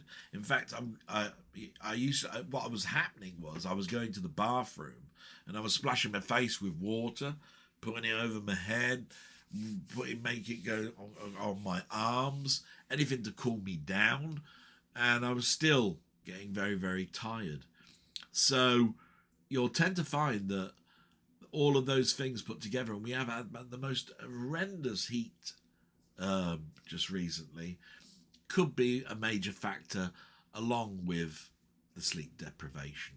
So, but we will see. I mean, maybe I look a little bit brighter this week. I certainly feel it. And like I say, drinking this Highland Spring and all of that sort of stuff could be all having an effect. And I've just had a ploughman's. Yay! Who'd have thought? Del boy with a ploughman's. Jesus. Right. Thanks very much, Muckman. And please keep doing the content you do. My God, man, I can't wait when your bloody videos come up in my alert. Absolutely fantastic. And I love that chat you did with the other day on that Saturday. I had to watch it on a rerun, but it was absolutely brilliant. Loved it. And we now get to my friend Martroyd's, what my friend Martroyd got to say. Sorry to hear your week wasn't the best, Dow. Honestly, you're doing an amazing job, and it's completely understandable that things are tougher when you're not feeling 100%. Please take care and try not to be too hard on yourself. You've got this, bud. Wow, thank you so much. I've just noticed, by the way, I'm getting a few screen freezes. Now, that brings across another little matter. By the way, thank you very much, Martroyd. What I've noticed is, and I do this an awful lot myself, is I wonder sometimes why things are happening on my machine. Now, my machine's donkey's years old, but just before this stream, I went to my settings and I noticed that I was on software encoding.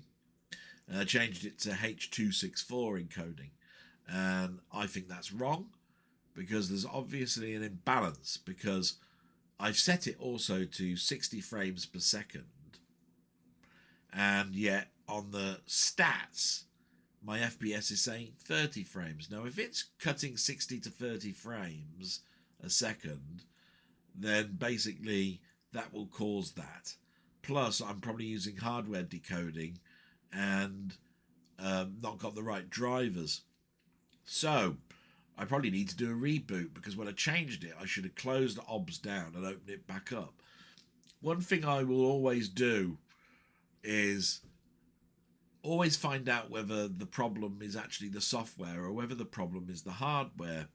Notice a lot of people were having problems with OBS, and they'll say, oh, OBS has crashed again, bloody OBS, blah, blah, blah, all this sort of stuff. And I totally get it, and I feel for them. And I always say to them, go to help and go to the logs and have a little look and see what's going on there. But I also know that sometimes the problem can be that you just set it up wrong. But I noticed that my friend Mainmeister had a problem the other day, and I felt so sorry for him. He had a streaming on, and he was using another app to stream to other platforms. And the only thing I could say to him is try lowering the bit rate, and it seemed to have a good effect for him. But it must be so frustrating to be a person with so many thousands of videos. You got yourself a bit of a newer computer. You're putting things on, and yet you're still having these issues. But not all the time is it always going to be OBS that's the issue. OBS is free, and I'm so glad it's here, and it's such a powerful product. But it must be an uphill struggle for them, because people will be complaining left, right, and centre, when actually the problems are drivers or something simple like that. So, I will put down the little judders that you see here as me altering some settings stupidly without testing it, and I'll make sure that that's gone by next week. I think it's not causing too much of an issue, but I noticed it just happened just then. So I'll get that sorted for next week, and apologies. Moving down, we get to Wee Bob Art, my friend Wee Bob Art. Brilliant. I love his channel. He's doing some stuff with films and games and everything just recently, but it was his art stuff that gripped me. And he's been doing some more of that stuff just recently. What's he got to say? He says, I hope you get the DVLA stuff sorted out. Thanks for answering my question, and nice to hear about the ferrets that you helped out with. I'm not loving the heat we are getting at the moment, and I hope it's a bit cooler soon. I know we should not moan about the weather. I will try to make it along to Wednesday's live stream, but I like watching them on catch up, even though I can't ask a question. Anyway, 9:20 p.m. and I need to go to sleep.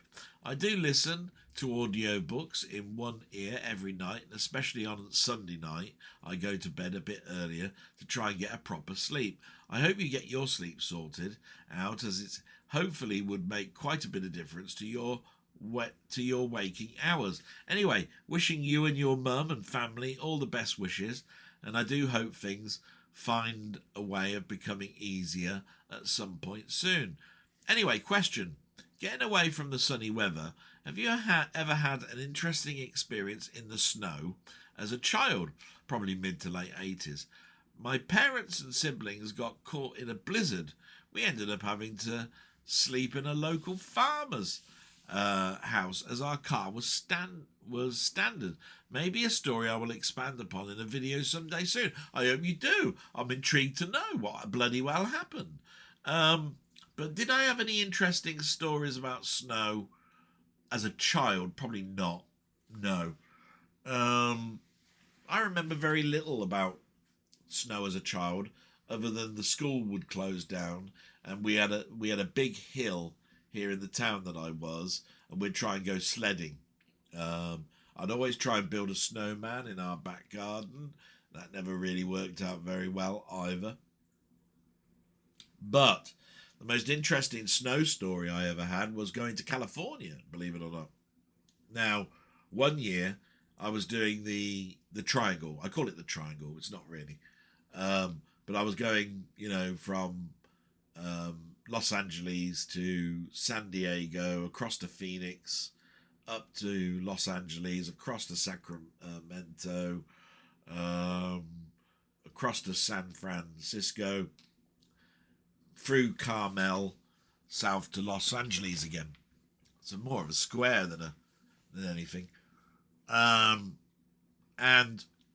when I was going across to Phoenix, and you go across Death Valley, as you're going across Arizona, I went from the lowest point to the highest point. There's a high point called Bishop. It was a place called Bishop. Might have to look it up on your maps. Pretty sure it was Bishop. And I had the hood down because I was in a convertible car. I had a Spider. And it was all sunny. No problems whatsoever. And this guy pulled me over. He was pulling everybody over, and I was going, oh, what's happened here? Somebody died or something. And he said, I need to put these chains on you, sir. Are you going through Bishop and then out the other side? I said, yeah, I am. Yeah, I'm going to Phoenix. He said, oh, I hope you have a nice time. We're putting these chains on you. There'll be somebody the other side that will be taking them off. I don't even remember asking, why are you putting chains on my tyres? But anyway, I drove off. Suddenly it started to snow. Oh my God, I put the hood up, right? I was going, wow, this is a big blizzard. By the time I got to Bishop, it was like inches and inches of snow. And I can understand now why he put snow chains on.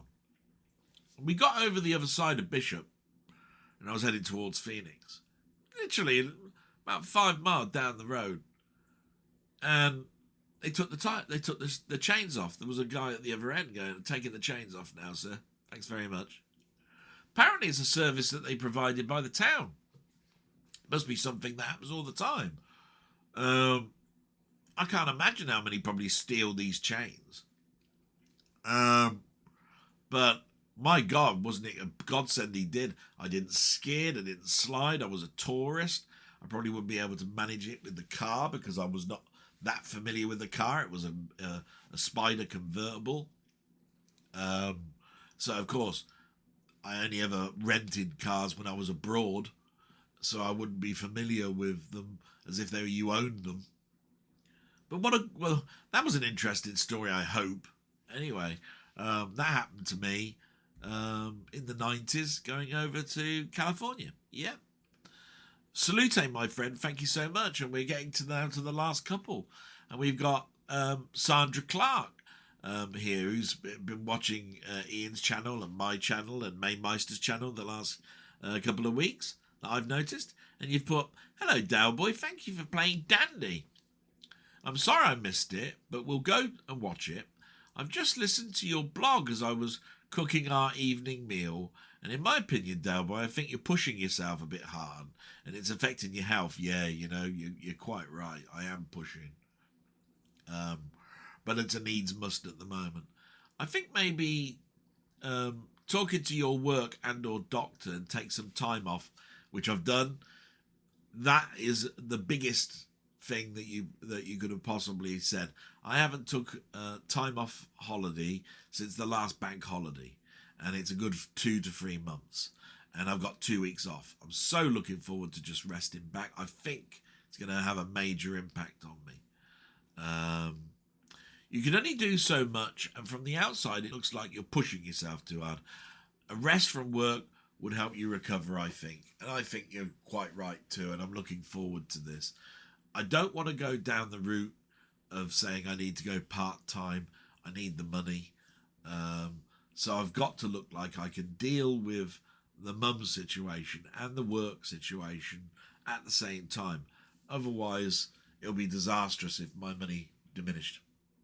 Thank you so much, Sandra, and for your concern. And thank you. Absolutely wonderful.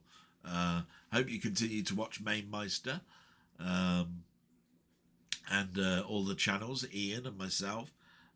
We do love you being around. You brought a breath of fresh air of some of the questions that you ask. Absolutely wonderful. And the last one is Gans Teeth. It says here from Gans Teeth, sorry to hear about the DVLA problem. Hopefully the doctor will give you some sleep advice and then give the DVLA the all clear. All the best and for the week ahead. Thank you so much. No, absolutely brilliant. Really nice words to say. Thank you so much. And with that, we've come to the end of the shout-outs and we've come to the end of the comments. So we are now approaching what I've watched on YouTube. I'm just going to check on my mother now, and we'll get that out of the way very, very quickly and very soon. So, won't be a moment. Well, I've noticed the time, and I better get crack-a-lacking with this, because I tell you what, if I'm going to do some editing for the Pinfest that I went to yesterday, and get some nice fresh air, and look after my mum, my God, I got a sort of like a busy afternoon. So, a bit of water. We get to the stuff that I've watched. It shouldn't take too long to get through. Watched on YouTube. So, as you know, I watched the Big Four, which is This Week in Retro, Tecmo, Gadget Show, and Chronologically Gaming. They've all had their little problems this week. So, This Week in Retro, I watched that, although I had to watch it sort of like last night, not at 10 o'clock in the morning because I was at Pinfest. They did In Defense of Also Rans, Managing Football Like 1982, and That Settles It. Some nice, interesting bits in there. In Defense of Also Rans, I mean, you get what you want from that. Although some of the information that they got in there, especially around old tech, around Betamax and all that sort of stuff, they seem to be a lack of knowledge there. But That Settles It was the only sort of like mention really of the Amiga 1200 that was released, that was announced this week, which is going to come along with a game called Settlers 2 that was originally going to be written for the Amiga, but the Amiga died, so it never happened. That's going to be the built-in game of the Amiga 1200, and by the way, as far as I know, there's no mini. It is a full-sized Amiga 1200 that they're coming out with. Obviously, in the same way that the mini is, it's not going to have an Agnes chip in there and all of that sort of stuff. But am I going to buy that? That's a possibility on that one if I've got the cash, because I've got a Commodore 64, the large edition. I've got the A500 Mini. I haven't got a C64 Mini yet, and the Amiga 1200 would be one that's a maxi with a keyboard that I wouldn't mind having, because I had a 4000 and a 2000 and an A1000, and I only had a 1200 for a briefest of times, not even worth mentioning.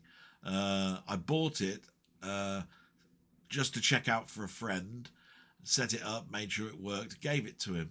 So I loaded the briefest amount of stuff because I already really had the chip set in the 4000, sort of.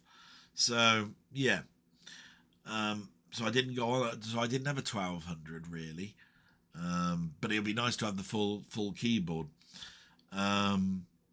So that was this week in retro. Techman was doing the Orex AX RP10, and he asked, is it better than the Burger? Now, you probably won't understand anything that's mentioned in those words, but basically there is a record player that is like a long stem. It's like just a long cylinder, and the record sticks out from the outside of it. You know, the whole record platter is outside with the needle outside of the actual device. There is a newer model called an Orex AX RP10, which you can only get in Japan, I believe, but it has some greater capabilities, and wanted to know, is it a successor really to the Burger, for which, well, you have to make your own decision on it. I won't settle your side on that one. The Gadget Show again is on a bit of a hiatus. But they did do a car theft test. You know, this is their expensive versus budget range. And it was on the disc lock system that you buy, you know, that goes over the top of your steering wheel. A £50 test versus a £150 test. Is there a difference between the two? Are they, you know, could you get away with a budget one? So that was quite good. And Chronologically Gamer, what a shame for him. He's continuing with 1982 because it's a big month, you know, because it's approaching Christmas. But his live stream fell over about 20 minutes in. But it did continue to record, and he said that he's going to release that as a video by itself. So I look forward to that. He hasn't got around to doing that yet. Now, these are the other things that are outside of those four that I watch. Steve Shives. And that's the site name, Steve Shives, Shives. Ask the question, is the the original series Enterprise a completely different ship? That's because in the motion picture there was a revamp of the ship, and Kirk was always going around going, I don't know where I'm at. The insides look different. The outside from a certain perspective looked larger. And you have to ask that age-old question, how much do you replace before you've got nothing left of the original to say that it's the same ship? And it's an interesting question. I quite like that little video. Really, I really like little questions like that. Then I watched a channel called Crazy Burger. That was talking about the 1200 that I just said. The 1200 full size will come with Settlers 2 is what the title's called. So I'm looking forward to that. That was quite informative from what little we know. Then there's a channel called Bub Iver. And he came out with a video that says, I spent 365 days remaking Super Mario World in 3D. And I tell you what, wow, what a job he did. Oh my God, it was amazing. All made out of voxels. Great, love that. Then there was a Gen X Grown Up. That's the website or the YouTube channel. Gen X Grown Up. The new mini Vectrex revealed at Gamescom 2025. Are you in? Question mark. And that was an interesting question because the Vectrex is one of those systems that's really, really hard to get hold of. They come out with a mini. Many are already saying, but the Vectrex was small in itself. But the niceties of it is that you can plug it into a telly. But like many of my colleagues and friends have said, the Vectrex was unique because of its vector display. If it has no vector display, then what's the point in it? But I have to look at it like this. Try finding and buying one. They're like 400 quid. Then they might not last very long. They are, in the end of the day, got a cafe ray tube type system inside there, like an old telly, so they could go pop at any time. So my question to it is, have they done enough in the software to make it look good enough to be a Vectrex type display under what is obviously emulation? And my answer to it is always going to be, if it makes you happy, you want one, get one. What's the problem? So yeah, that was an interesting little video. And then the last one was called Gears of Gaming. And it was a first look at the Musketeer game that's been produced for the Commodore 64. And I happened to be seeing 20th Century Gaming site last night, and I asked a question to Trev that was in there, what's the Musketeer like? Because I saw this video and it looked quite interesting. And he said that the worst thing about it is it's short. It is a very short game. You can go from start to finish, if you're really good, in about 12 minutes, which puts me off slightly. But I do like these newer Commodore 64 games, and this one did look exceptionally good. So you never know, I might be looking at that one in the future. Moving forward to my section called Film, TV and Soundtrack on YouTube. The only soundtrack, by the way, that I listened to this week, because I didn't have a lot of time, was the Starman soundtrack.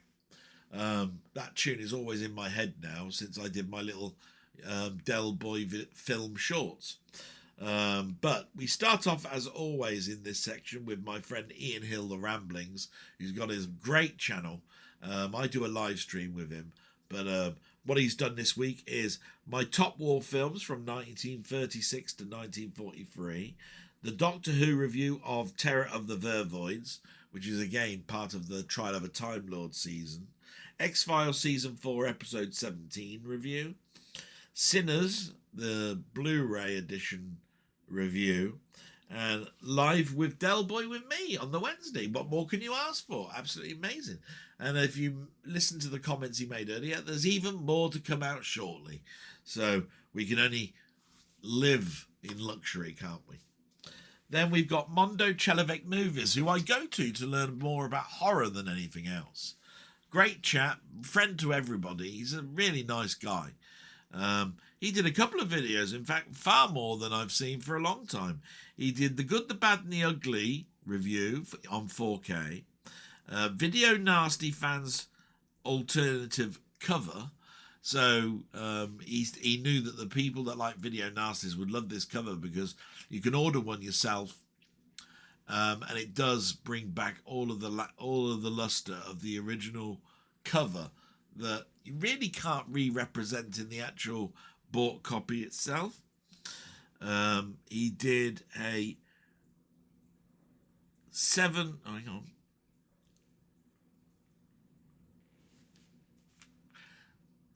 deaths in the Cat's Eye Blu-ray, plus Beyond 4K unboxing, plus long out of print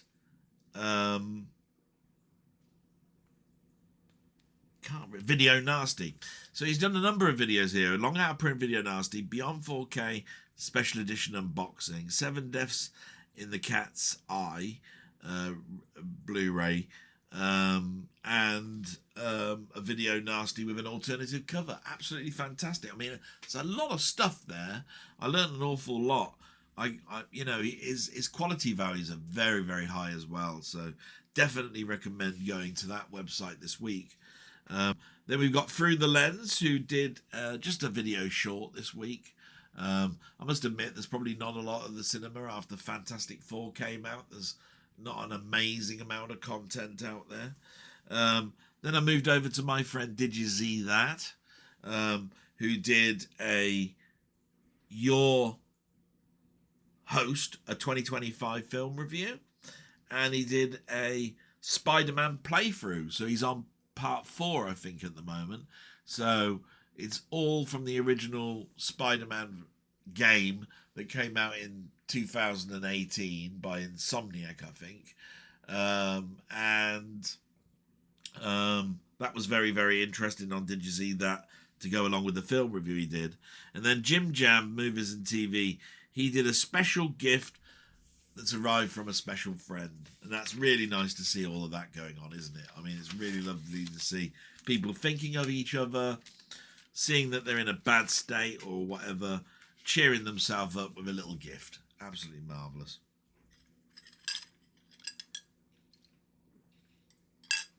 Then the last section is Game and Tech YouTube, where we've got my friend Down the Rabbit Hole, who I've been watching for years and years and years.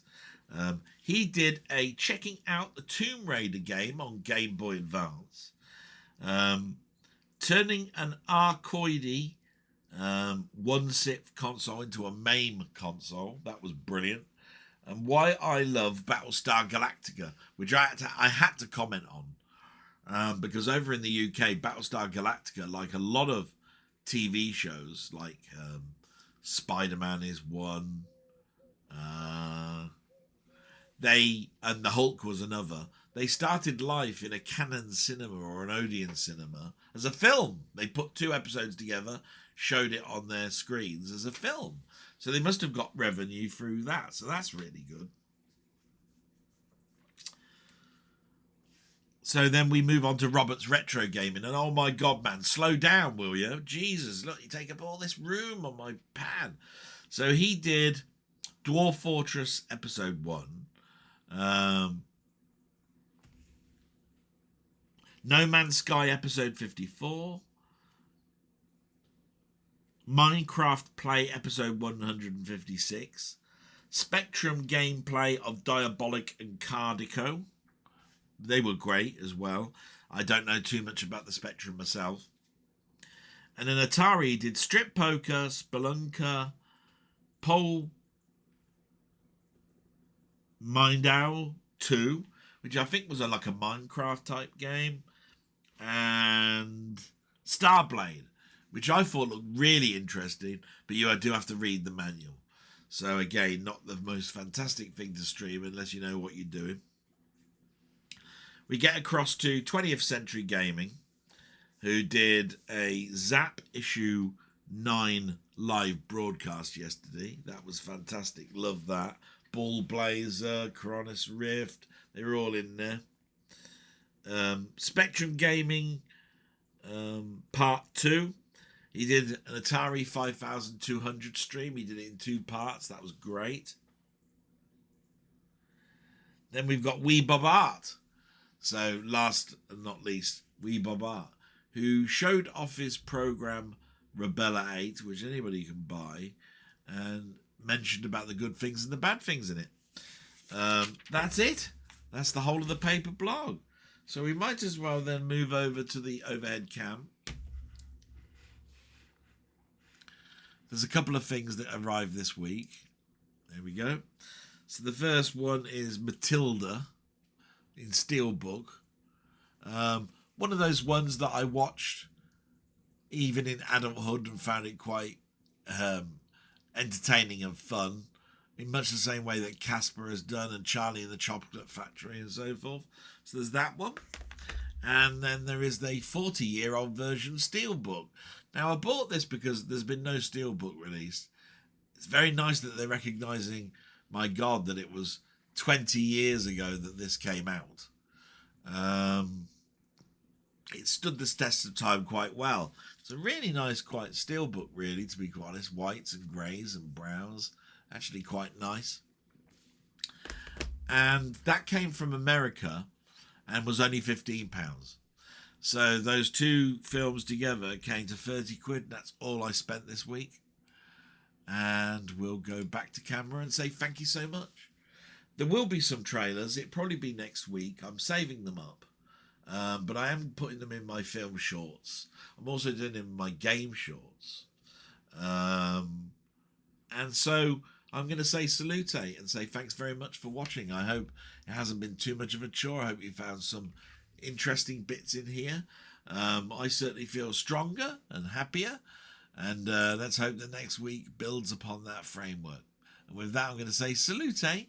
Thanks very much. Bye-bye.